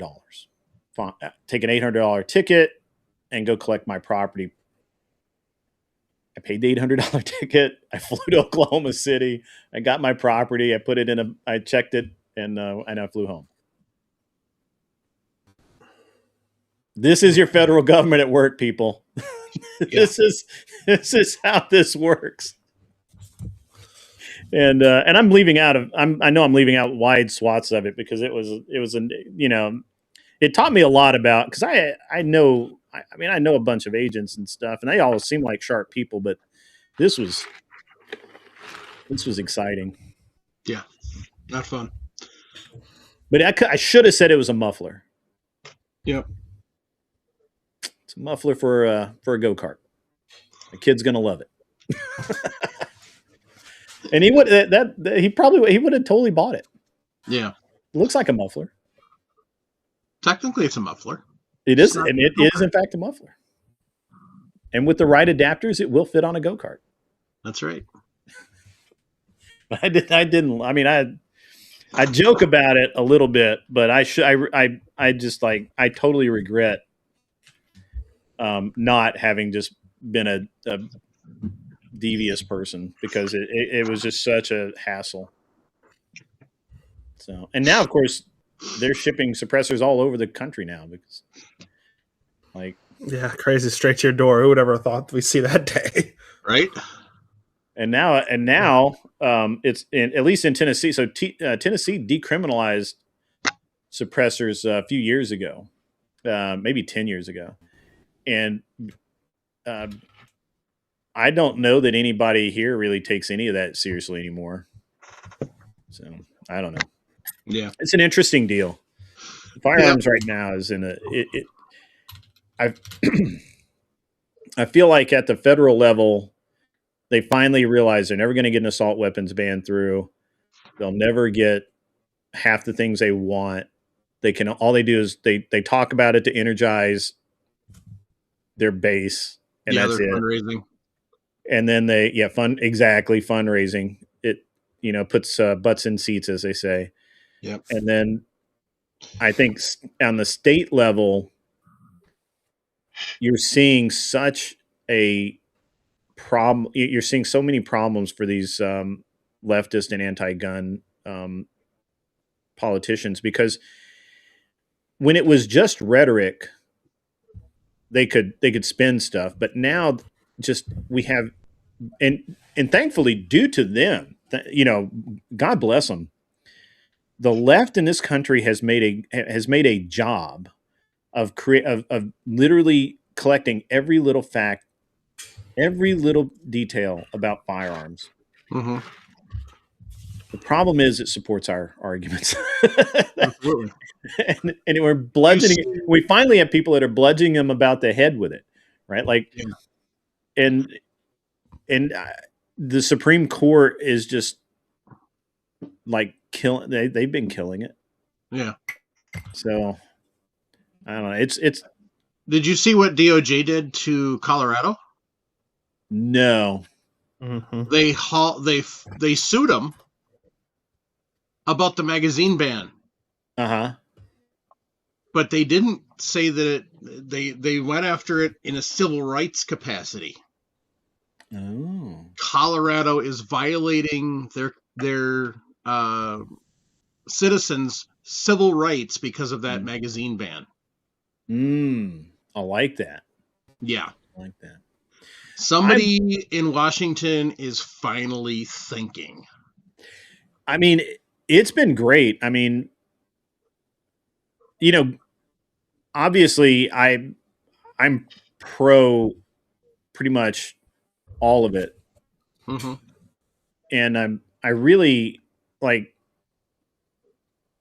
I think we're in a golden age of many things right now. And a lot of it stems from what happened during COVID and after that, the last 3 years. Yeah. Man, it's great. Like I talked to when I was at SHOT Show, I talked to the guy at Wolf, and I'm like, hey, I love your small rifle primers. They're like some of the most consistent small rifle primers ever. I'm out of them now because, I bought so many, but they haven't been on the market in like 6 years, 7 years, something like that. And he's like, yeah, we're thinking about bringing them back. Like we think we can get them back in the country now. And I'm That's like, another thing that just got on the new rules. I don't know if anybody caught that. All the importation stuff. Yeah. Yep. They're completely reviewing that. So I'm loving that on the surplus side. Oh, right. Yeah. For surplus. Sure. Just There's a lot of those in those countries. Just think if Norinco could come back in. Oh, I mean, gosh. if Norinco's could come back in, I would be like, I actually really love the Norinco 45 1911 as a base for building other guns. Yeah. It's a heavy gun, but it works perfect for that, though. Yeah. Norinco And- M1 receivers. Yeah. I had a Norinco SKS back when I was in college. I paid $89 for it, There's one right Mm. there. and I got 2 in the vault. I can't understand. I mean, I just saw one sell for like $400. I'm like, are you kidding me? I mean, I literally pulled it out of the Cosmoline, out of the crate for $89. I've had offers of up to $550 for mine. Now Wow. it was my brother-in-law's, and he passed away, so No. it's not going anywhere. It's not going anywhere. Yeah. But yeah, It's like a golden age, man. It's like, the only question is if the gun industry is going to work for the shooters, for the public, or if it's going to work against us. yep. Because and I asked the question 2 weeks ago when I was in the chat about, do you believe this lead thing, the lead shortage, right, or copper shortage? And and at my local gun store, I walked in, pretty smart guy. He owns gun stores in several states, and he's like all about this copper shortage that's driving the prices up so high and blah blah blah. And I'm like, man, I don't believe that. We're recycling so much of the copper. I mean, The problem is we have what- copper mines. But the problem is copper. Most of the metals are imported, Mm. Mm-hmm. so that's the issue. It's not all Yeah. mined here anymore. It's all coming in, Yeah, and so. but that's because anytime we you get don't an allow it extra- to be mined. So This gets into the show to my big channel where Yeah. I do a lot of debates and political stuff and a lot of and I report current events and things like that. And it's interesting because, and I just had this conversation earlier today with a bunch of people about how just because we buy stuff from other countries doesn't mean we don't have it. right. And it was it's cheaper in a lot of cases if it's and it bypasses a lot of the laws that we have here in the United States as far as how it's made, how it's processed, how it's dug out of the ground. Yep. And why wouldn't we? Why do we want to tear up our country and use up our resources when you are happy to tear up yours and sell it to us? Like Mhm. and so that's where a lot of this comes from, because, and I saw this back a few months ago, that they had the silver went through the roof and then it dropped, and it, it's like everybody's going crazy about silver, and the same thing with copper. And my buddy was like, oh, they closed all the silver mines. Oh, they closed the copper mines, and all this stuff's going to be crazy. And I'm like, yeah, if we close a mine here, it's because either the EPA wants it closed, or it's because it's just not, it's cheaper to just buy things elsewhere. Right. Like, and that's how that is how our businesses tend to think.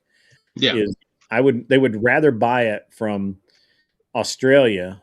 Like, we buy uranium from Australia, and this talking to a guy today, and he's like, why are you buying uranium from us? You guys must not have any. And I'm like, no, you got a ton of uranium. What are you talking about? I think half of Arizona is uranium, like irradiated. What are you talking about? But we just don't want to go get it. It's cheaper for us to buy it from you. Like, why would we not do that? And, Right. and we still have ours, right? Like, and you don't have yours anymore because we bought it. So, I saw a documentary a few weeks back, and it was they were talking about the rare earth metals, various ones, right? And rare earth metals are very, very common. Oddly enough, it's just finding them in concentrated enough amounts where you can actually Make a profit. utilize it, right? They make a profit, right? I mean, you could probably find a lot of the rare earth metals in your backyard, but the 0.2000 whatever grams you're going to find, it's just not worth it. But what they're looking at is some of these older mines that have essentially become essentially acid lakes, because there's all the stuff, the mining stuff that kind of got left into it, and the groundwater seeps in, comes back, fills it up. What they're doing is they're studying actually being able to, because a lot of those rare earth metals get processed out of the ground and into that water. And if they can find them in big enough quantities and be able to extract them from the water, it cuts out like the first 2 steps of processing, which is the most expensive portion of refining these. So it could be, I mean, it really could be the next big boom, is these companies that are going back into old mines that essentially are they've got cannons setting off on the side that if birds land on it, they shoot them off to scare the bird away, because if the bird spends more than a few minutes sitting on that lake, it's probably going to die. So it was kind of cool that they were going back and it was, I'm trying to remember where the mine was, but it's one of the most toxic lakes in the U.S. right now. And they're hoping to be able to pull all these rare earth metals out of it, which basically, I mean, it was massive amounts of wealth was generated off that, and could do the same thing again with that. And in the process, clean up this body of water that, does need to be cleaned. Something needs to happen, because if birds can't land on it for any period of time, then we should probably find a way of at least filtering that out of the water. Yeah. But, yeah, I mean, there's a lot of that stuff going on. I mean, we go back into old mines all the time because, and I was actually watching a thing on this mining town in California that has been bust like 4 times. They went in, it had a lot of silver, they mined all the silver out, or the silver it cost too much to get the silver out, so they quit mining it. Then they went in, they found copper, so they mined that out. And then there was, I forget what the second and third things were, but it was just like they would just keep finding these things. I think it was zinc after that. It was, or something. And it was just like, and now they're looking at finding other some of the rare earth minerals that they didn't even know existed, and it's all in the tailings. Like, it's already been dug out. It's like it's just laying there on the ground. But yeah, and all you need is a couple of trucks, front end loader, and a processing unit to redo it. Yeah, and it's but again, it becomes an idea of what the cost is, right? So and with everything in the U.S. is constantly all about what's this going to cost me, right? And so if it's cheaper to buy it from Lithuania or Australia or Kenya or wherever it is, that's what we're going to do. It's just the way it works, and that's why we prop up the entire world's economy. You just can't argue about it. But anyway, that's not gun talk. That's it's gun adjacent. Yeah, it is kind of adjacent. It's funny. Our Somebody over listeners my have chat, also come to understand that we talk about more than just reloading here. So yeah, we kind of changed a few weeks ago. We kind of changed the focus a little bit. So cool. It's not the primary focus is still reloading, but we're definitely going to be going off in other areas. And Yeah, because I mean, we've been doing this over 12 my years. chat. Mullet Baby says, I talk mines, gold, and silver, and Massey loses his primary. Coincidence? No, it's not coincidence. It's Trump. Trump endorsed the other guy, and Massey didn't win. So it's that's not a shock. Everybody knew that was coming. I mean, I felt like everybody knew it was coming. Yeah. But apparently, not everybody did. They were like, oh wow, this is really crazy. So, but yeah. Well, that's what happens when you want to when you push hard to release the findings that most of Congress doesn't want released. They figure out a way to get you out of there. So, I think with Massey, it was more than that. I like Massey a lot too. He's just, I don't think it's the files or anything. I think there's more to it, but oh yeah, could be. He couldn't, one of those things where he couldn't be controlled. So. Yeah, maybe. But I like. I kind of wish he had good. one, but that's fine. I'm just glad that we were able to finally get some of the gerrymandering undone. So Yeah. I mean, it's just fine. I mean, and here in Tennessee, you may have seen one of the representatives yelling at the state troopers, which is certainly absolutely the most professional thing that they could have done. And he did that because he'll never get elected again. No. Because once they took race out of the way the districts were configured and rezoned them, he's done. Mm-hmm. That's it. I love Wesley Hunt's answer to the whole thing. Have you ever had a chance to hear that one yet? He answered, "I'm not here for color of my skin. I'm here representing the constituents in my district who voted for me. It doesn't matter my color of my skin. I love Nick Freitas, man. Or Freitas, however you say his name. Freitas? I don't know. I don't know how you say his name. I think you had it right. One of those. There's some of those names that are just hard to answer. Yeah. Well, he's a cool dude, though. He's a cool dude. Yep. I really like his takes on a lot of things, and all I know is we will have one, knock on wood, get elected, and we will be very pro 2A. We don't have to worry about anything with him. That's Brandon Herrera for sure. Yep. So.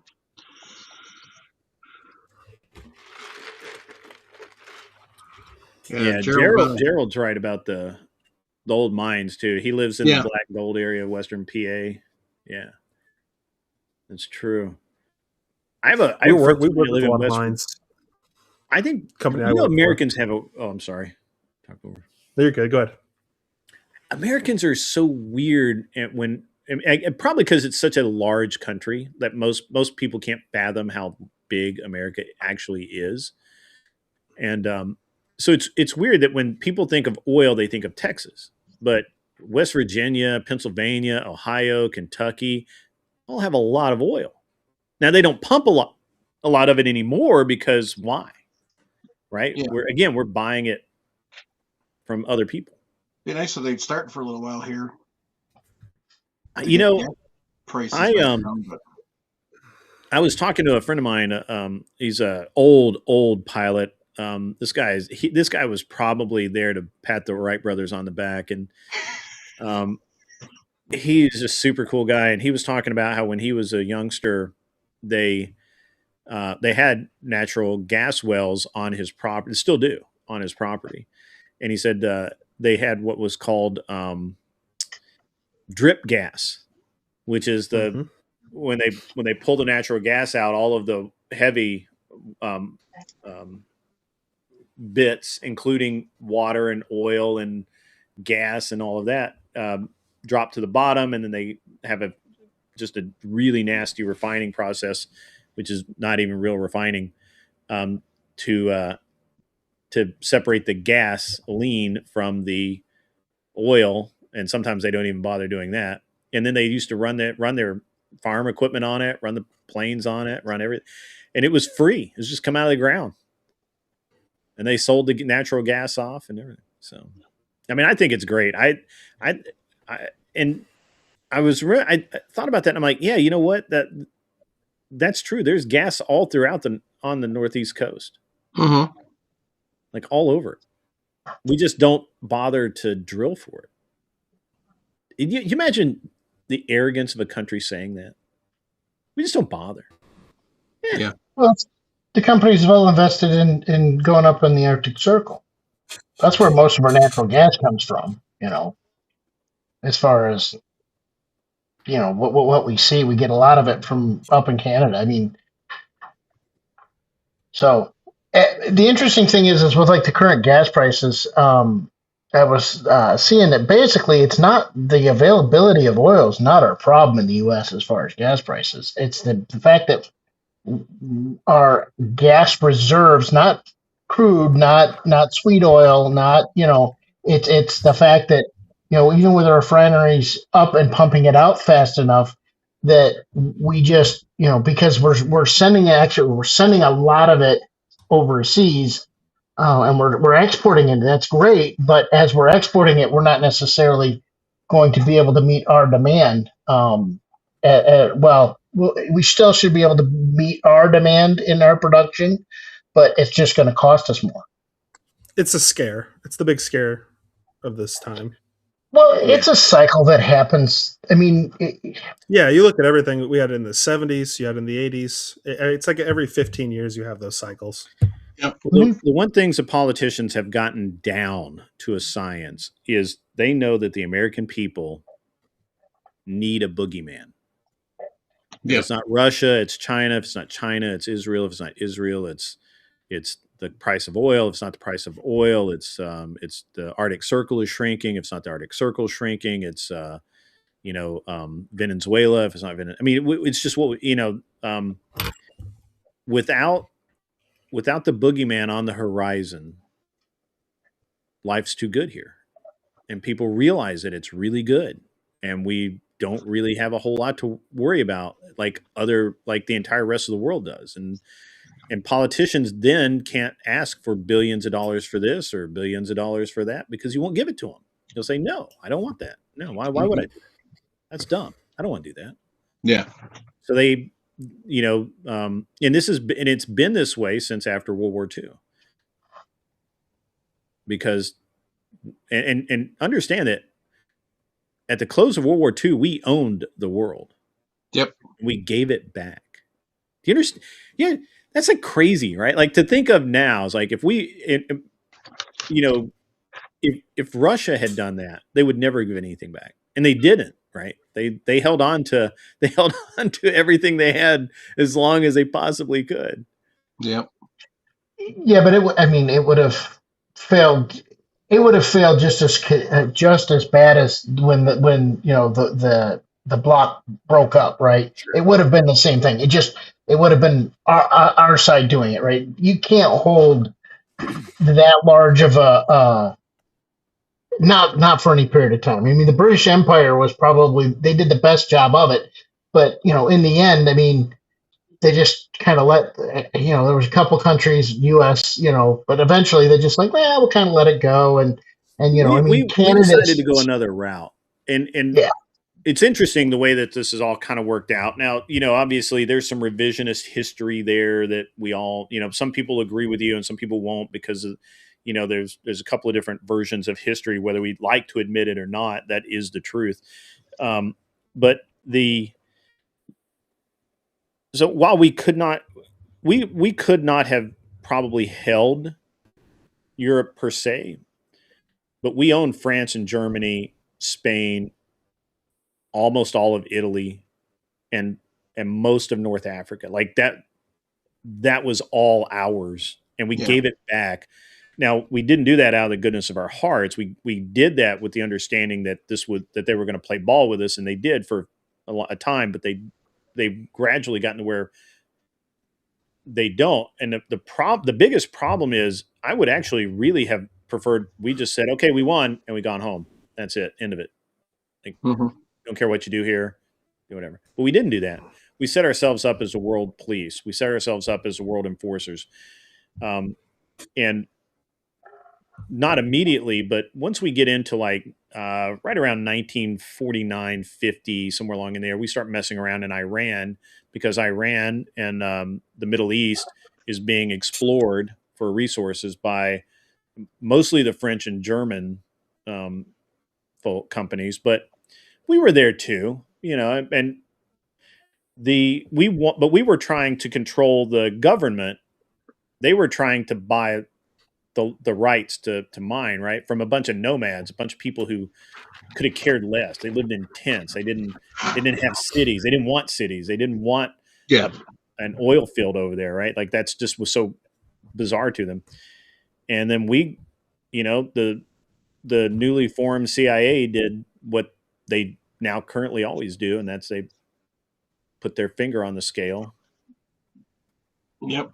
And they killed, they orchestrated a couple of assassinations, and then, eventually we get the religious fundamentalist in power, where they had a democratic government. I mean, prior to our meddling around,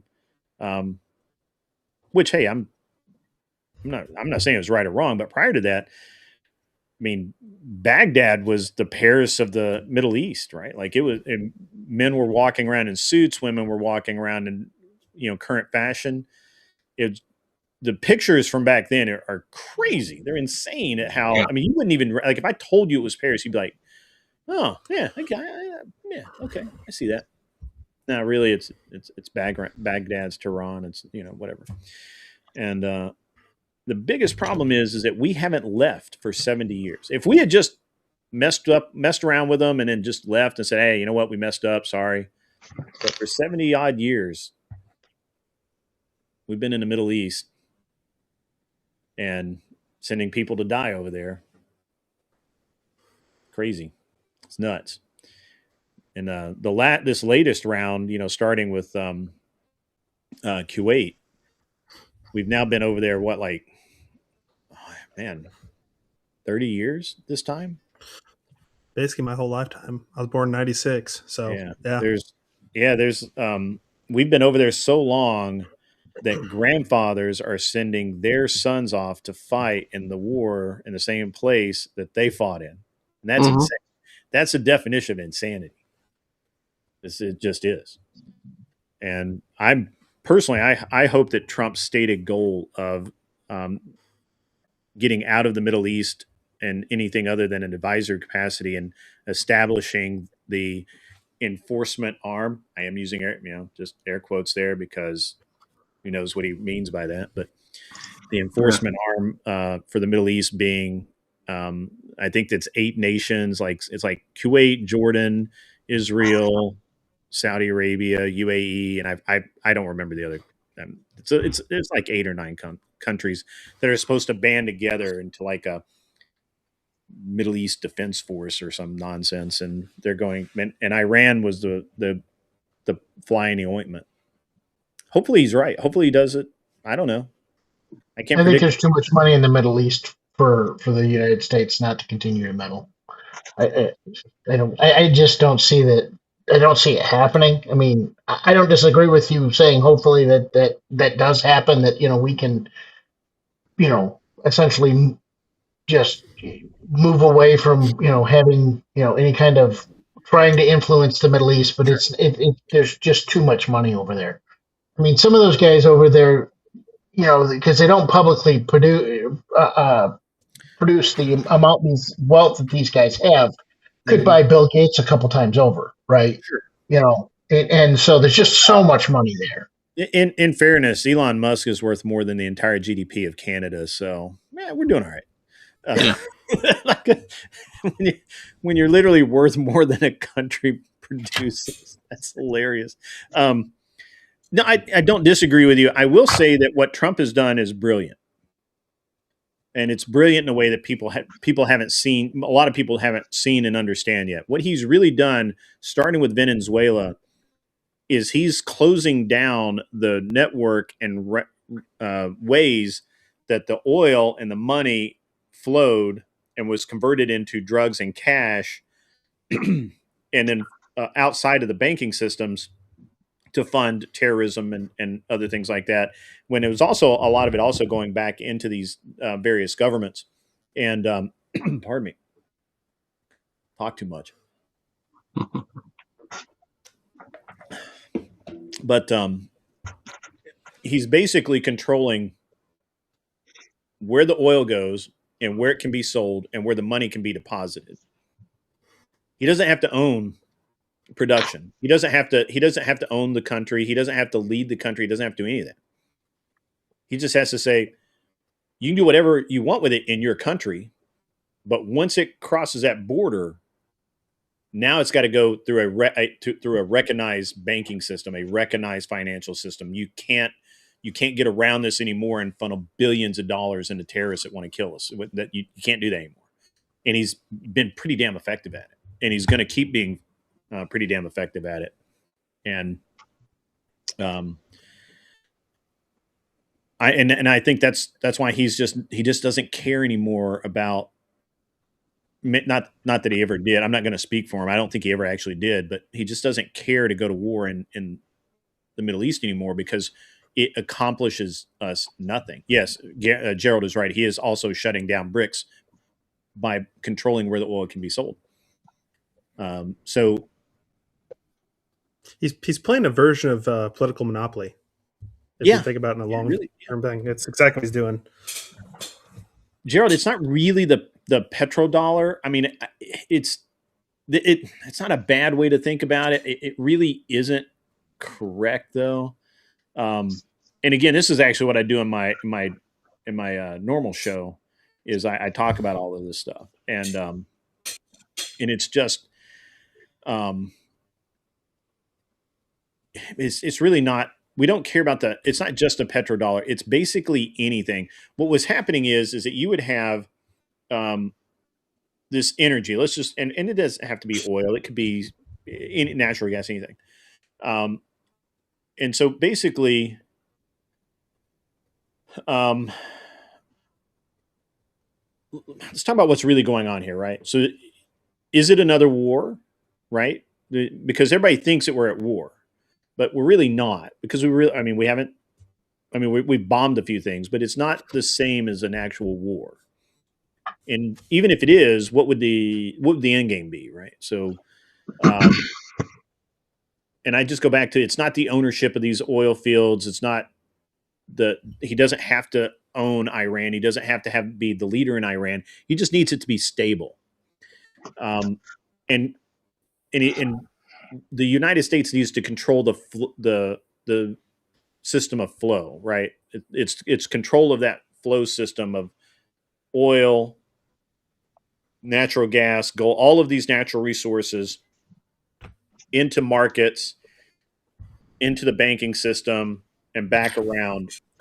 And think of it as energy leverage, if that's easier, right? So, and we demonstrated that in Venezuela. Instead of seizing the oil refineries and the oil wells and all that outright, what Trump did was he put somebody in place and said, "Now you're going to play ball, or I'll remove you and put somebody in it." Basically, he's corporate, right? Corporate puts a manager in and says, "All right, do the job, or we'll fire you and get somebody else to do the job." If you want to think of it that way. And instead of seizing those resources outright, he's controlling the system of who can buy it, who can ship it, and where the money settles, into what banks and markets that money is moved. And so, it's helping Venezuela. I mean, production climbed huge as soon as he put everybody back in all of the companies that owned it back into place, and we're already seeing how that's actually working there. The press isn't talking about it because why would they? They don't like that. They don't like success. And if we apply that framework to Iran, where we don't go in, we don't put in, we may put in a leadership that's friendly to their neighbors. I think that's the goal. But if we put in a system of controls where they can't sell and trade this oil and all this stuff on black markets, the money to fund terrorism goes away. The money to have that's poured into political campaigns into our country goes away, and we know where the banks are. We know we know where the money goes. We know where the resources are, and that's what he's doing. What he's really doing is it's just leveraging the flow of energy around the world, and I think it's brilliant. I think it's really smart. He's basically, like you said, he's basically doing what he did as his business, just right. World scale. It's exactly what he's doing. He's being a businessman. And he's basically he took over the company, and it's like, wow, accounts receivable suck. You guys are bleeding money. Like I'm fire all of you guys because you're terrible. And look, shipping's like have stuff falling off the truck every 3 weeks. We can't have that. Somebody's obviously stealing. We got to get rid of those guys. Yeah. And that's the easiest way to put down, and you can see it in what he's doing and how he's doing it. And he's like JD Rockefeller with a conscience. All I can say. I don't know. I mean, is he the best guy for guns out there? No, but thank God the Supreme Court's on our side. That's all I can say. Is he somebody that I would contract to build a building with? Probably, but I'd have it in writing. Like Yeah. all of it. Yeah, And, he has chosen the Don't best. trust him really any farther than throw him. So He has probably chosen the best ATF director ever for sure about that one. Yeah. And yeah, the ATF director has just been like shocking. Have you listened to the interview yet? I've listened to a couple of them and they're just shocking. Like it's like the plain languageness, the lack of double speak, the lack of it comes from one of us. That's you know what we haven't heard, not even one time. Not even one time we haven't heard. I'll have to get back to you on that, Senator. I'll have to look into that, Senator. I'll have to not even one time. Not even one time as he said, I'm not aware of that. I'll look into it. I'll have my people send you something over. Yeah. Not even one time. That's crazy. Yeah, it's that big. Like he comes as one of us. He started from a beat cop on the street and worked us all the way up to the top. Yeah, and he even said he enjoys building ARs with his kids. I'm like, hey, you're my one of us. man. Exactly. Oh man, yeah. You know where building ARs with your kids lead you. Oh yeah, to the range. Obviously, that's right. Yep. Yeah. And then they want to build more and more and more and more. So his in-laws own Checkmate magazines. That's sweet. The acting AG. Yeah, the acting AG. That's awesome. I did not know that. Yep. That's sweet. So I've talked a lot. I feel like I'm like over talking. Don't know why. Nope, you're good. So I have both your YouTube channels in the show notes. Oh, nice. So people can follow you there. Yeah, be careful over there on the An Unreasonable Man channel. I use adult language and I'm harsh to people. We use adult language here usually, so. But yeah, I was gonna say we don't give a fuck. We're all Midwest. Us three are Midwesterners, so yeah. I destroy worldviews. We're used to it. Yep. So, it's my job. Crushing liberals beneath the boot heel. It's what it's supposed to happen. Yeah, that's pretty. I'm sorry, I kind of went on a long deal about Trump. I think it's fascinating to watch what Trump is doing because it took me a while to pick up. I couldn't figure out why he was going after Venezuela, really.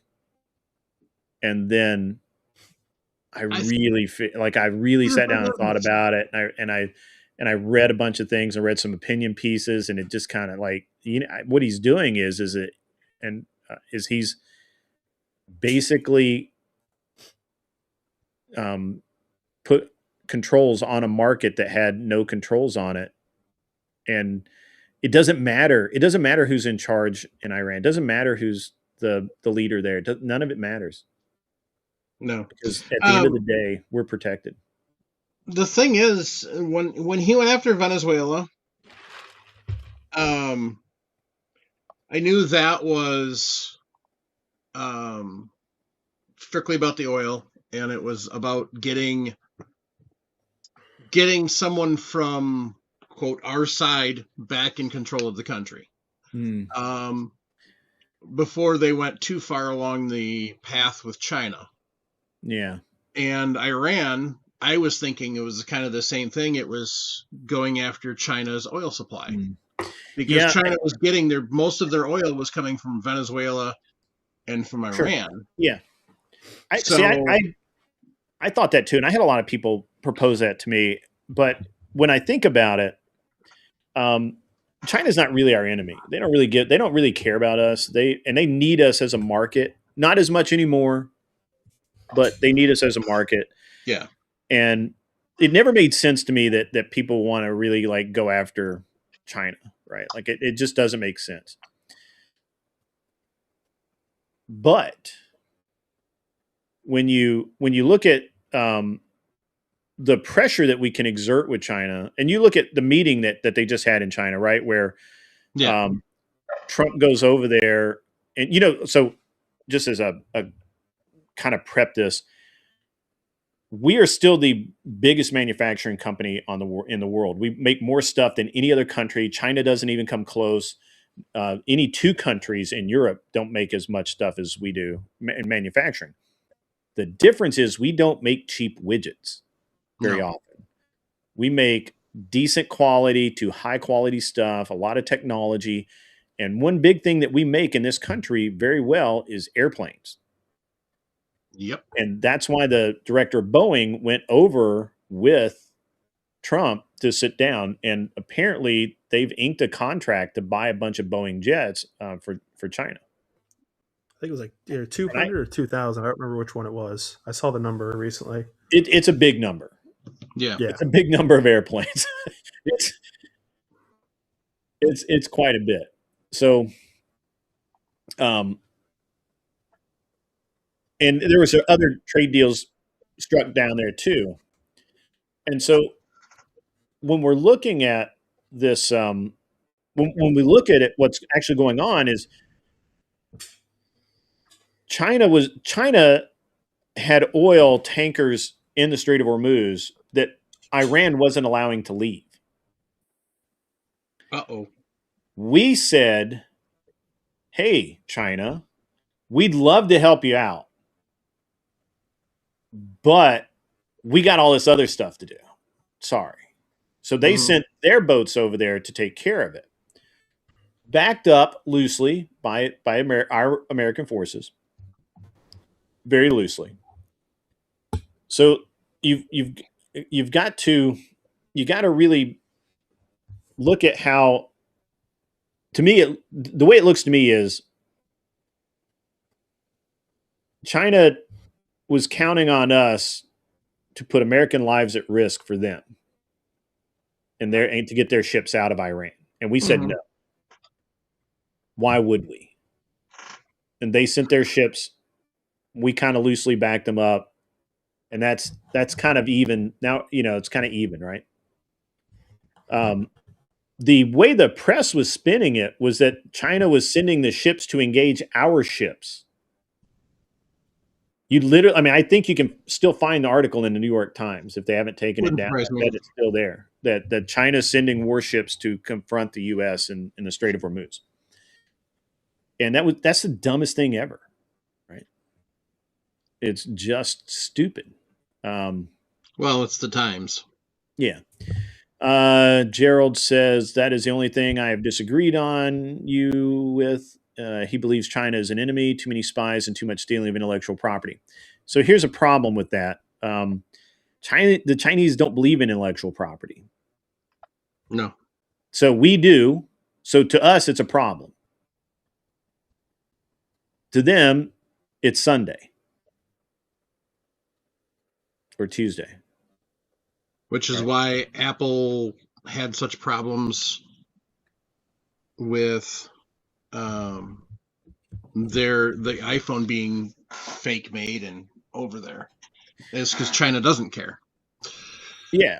And I know people that, so I actually know the guy who set up Apple's manufacturing in China. They tried it in Vietnam first, and the Vietnamese couldn't do it for whatever reason. They kept bending pins. They had quality control issues. They then moved it to China, and it's been there ever since. And he set that up, and he said, yeah, we know that there's going to be a certain amount of duplication, and we're okay with it. Because anybody could buy one here and do the same thing. Like, what do you. Right. But China's got some weird laws. You guys probably don't remember this because it's been like a long, long time ago, and it wasn't that big a news story. But actually, my wife had a schoolmate, and I guess they worked together at a company, and he was a contractor or a contract employee who he was born in China, went to school there, moved to Texas with his family. He became a citizen, a U.S. citizen, married, all of that. Went back to China and was using his kind of his network of school chums, right? People he had gone to school with, to network and gain, to get inroads into various businesses, and this company that he worked for, they dealt in databases, so mostly mineral databases, where this is located, where that's located, how many tons we think is going to be over, and that sort of thing, and energy. So anyway, it was that's what they did. They dealt with information, and so the guy goes over there to China, and he comes back with an offer to this company that my wife worked for, that he would sell them a database for like $80,000 or something like that, and and they said, yeah, absolutely, we'll do that, 100%. The problem is that he had gotten that information through his old school buddy, and it wasn't like public information, but it wasn't secret either. It was kind of like restricted, I guess, to some degree. Yeah. And the Chinese found out about it, and the Chinese didn't have a problem with them paying paying his buddy the $10,000 to buy the information. Their problem is that he marked it up to $80,000 to sell it to his company, to the Chinese that was defrauding his own company, and they put him in jail for 7 years for it in China, and they fined him $10,000. So it's a very interesting thing. They have very interesting and very clear guidelines about what you can and cannot do. Mhm. So, and apparently that was over the line. But yeah, it was and the guy was based in Texas, and he was trying to say, "Hey, I'm an American citizen. You can't do this." And China said, "Yeah, well, you were here, and you committed the crime here, so got 7 years in Chinese jail." Which, No thanks. yeah, right. But it seems suboptimal to me. Yeah. I don't want to go there. No. But yeah, I actually don't believe China is our enemy. I think China is kind of their own worst enemy, but that's neither here nor there. Well, they're going to have a population issue eventually, because don't they have? I don't know if it's still a law. It's a great. No, it's not. It's not the law anymore. But it's a great conversation to have around the idea of the birth rate crisis. I love that. That's a great discussion to have. I love it. It's Yeah. So you know that in the United States, we actually have a birth rate issue. I don't think most people know that. Yeah. And but did you know that the exact amount of birth rate discrepancy, if we banned all abortions and there were no more abortions, it would fix that 2% that we're low is what is being aborted. So it's not that we have a birth rate issue, it's that we have a murdering issue. Mm-hmm. So just put that out there. Yep. That's the correct. Yeah. So I mean and people argue about that all day, but I mean it's just math. Like I'm not even inserting politics into this. This is just simple math. Yeah. We have a 2% decline in population. Well, guess what? We're killing 2% of the population. So if we stop doing that, we don't have a 2% decline. Yeah. So Gary 7 says Islam can never assimilate into a Christian-based nation. I agree with that. In fact, Islam can never coexist with any other established religion. Absolutely, that is in the Quran. I don't know that he spoke Quran properly, but that's okay. No. Yeah, I think Islam. I think Islam is it's an interesting discussion that that has a lot of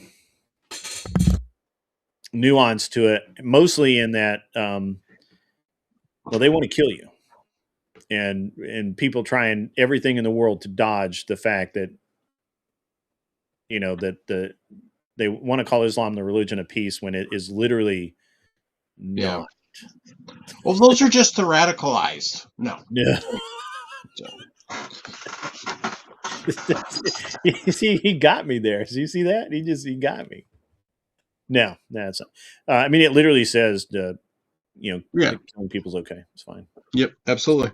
So, well, I think we're gonna wrap this one up.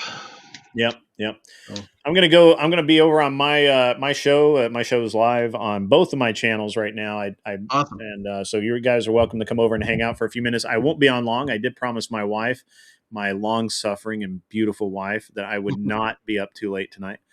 And so you're welcome to come over and hang out. And you guys, it's been great talking to you guys. Mostly I did. It seems like I did all the talking, which is apparently fine with me because I can do it.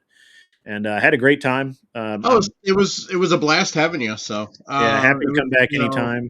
We can talk about the Frankfurt X10, and Yeah. I never had any primer issues with it. The only issue I've actually had with the X10 were self-induced. Yeah. Everything else, I mean, I put it together, it runs. Unlike my 650 that managed to blow the primer tube into my ceiling twice. So I could see you know what I'm talking about. Yeah, one of our co-hosts did that. Yeah. So But yep. So you guys have a great rest of your night. you too.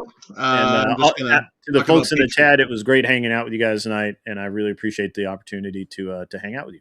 Yeah, absolutely, it was a blast, and it was nice to have all the different conversations. You know, it's one of those things that, you know, for 12 years we've stuck to just reloading, and, you know, kind of every once in a while we'll get into a little bit of other things, but it's nice to expand their horizons from time to time. So I'm willing to talk about reloading, shooting, politics. it was fun to hear. It was fun to hear about your reloading in relation to your shooting, and it's not like you're just doing local matches and stuff. You're doing national stuff. Yeah. You're doing a lot of shooting, and that's kind of the thing that, you know, Ken, who popped in a couple times, he's really starting to get there. Yeah. And we've had in the past, one of the co-hosts just started into 3-gun at the time. One of them was F class. Okay. For a long time. I don't have the patience for F class. I don't either. I don't have the patience to do any long. I do Steel Challenge, and that's fun. Steel Challenge is great. Yeah. Yeah. So, but yeah. Well, so, let's do it again sometime. Absolutely, definitely. Right. Sounds good. You got my email. I'm easy to get a hold of. Yeah. All right. All right. Thanks for joining us. No problem. I'll. Should I just dip out, or you guys want me to? Yeah. Okay. Yeah, if you wanna. Yeah. All right. Where's my get out of here button? Oops. There we go. And there we go. Ooh, that's weird looking. Okay, that's better. So awesome. That was fun. Yes, it was. Talked about a little bit of reloading. Talked about a little bit of everything else. Right now, we're going to talk about Patriot Patch Company. So this is the May patch of the month. One of the cool things that Jake and Ryan have always done for May is it's always related to Memorial Day. This is honoring their legacy, courage, valor, and sacrifice. It's always a serious patch. It's not basically 11 months out of the year. It's a comical patch of some sort. May is the one where it's always serious. And if you're patch of the month club member, you get the actual Velcro backed patch. You get the sticker, and then you get Ryan's original drawing. You can join one of two ways. If you want to help the show, you can go to firearmsradio.net/category/podcast/reloading-2 and click on the support button. Or you can just go to Patriot Patch Company, patriotpatch.co, and sign up there. So if you're looking for camouflage, swing over to camerado.com and check out all the stuff Sean's got there.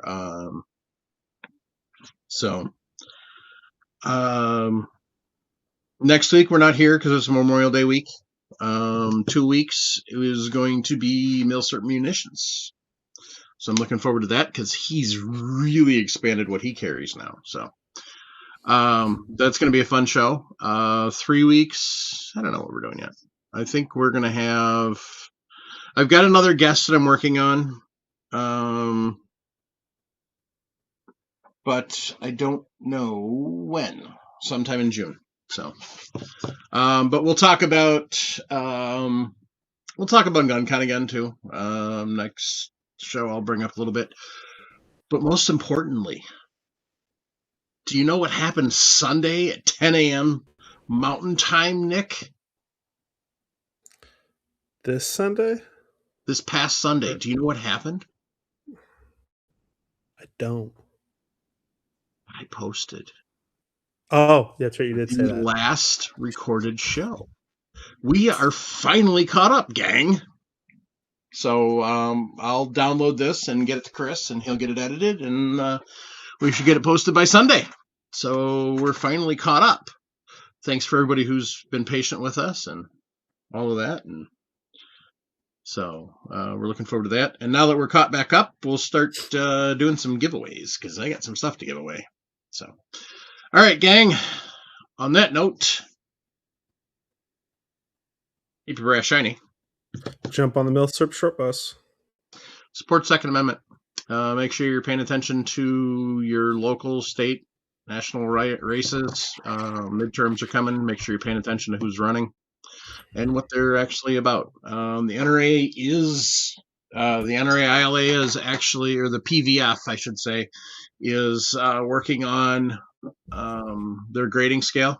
I'm thinking they're waiting till all the primaries are done to really be able to hammer that out. So if you're wondering, you can go to the NRA and find out what they think about your critters that are getting elected. So, we're not giving up, Gary. Gary 72798. We're not giving up at all. So, not at all. But did you see who's going to be at GunCon? No. Potentially your next governor of Ohio. Ooh, that's exciting. He accepted his invite. Awesome. John announced that this morning. So I haven't been on social media all today. I had a busy day at work. So, yeah. So next week, no show because it's Memorial Day weekend. We typically take holiday weeks off here. We're a bunch of slackers like that. But yeah, 2 weeks. Millstrip Munitions, 3 weeks. Something. Yeah, I was talking with Reese last Monday. What's that? I was talking with Reese one day last week. It might have been last Monday. He was running some stuff by me about some new stuff he's got coming up. It's for the reloaders, which is something different for him. So, because he usually just sells the ammunition. This is something he's looking at starting for the reloaders. Nice. So that'd be awesome. So, yeah. So yeah, we definitely got some giveaways coming up. Basically what we'll do is now that we're caught up, we'll announce it and do it a couple weeks later. So, anyway, most importantly, gang, if you're struggling, 988 or 1-800-273-8255 from your landline. But 988 from cellular devices. Most people don't have a landline anymore, and understandably so, because why pay for two phones? But so make sure you're reaching out, getting some help. If you're just looking for some help and you're not really desperate, Walk the Talk America is a good place to go. Also, check with your company's HR. If you're, obviously if you're in a smaller company, that may not be an option, but if you're in a bigger company or if you're in the unions, check with your union reps. A lot of times they have EAP programs where you can get some counseling for free. So, as Gary said, don't give up. We need you here. We want you here. We need you here for the fight. We need you here. I guarantee you, I promise you, no matter how bad you think it is, there is at least one person walking the planet that wants you here. I guarantee it. So get your help. Mental health's important. Hang in there. And on that note, everybody have a good night. Night, y'all.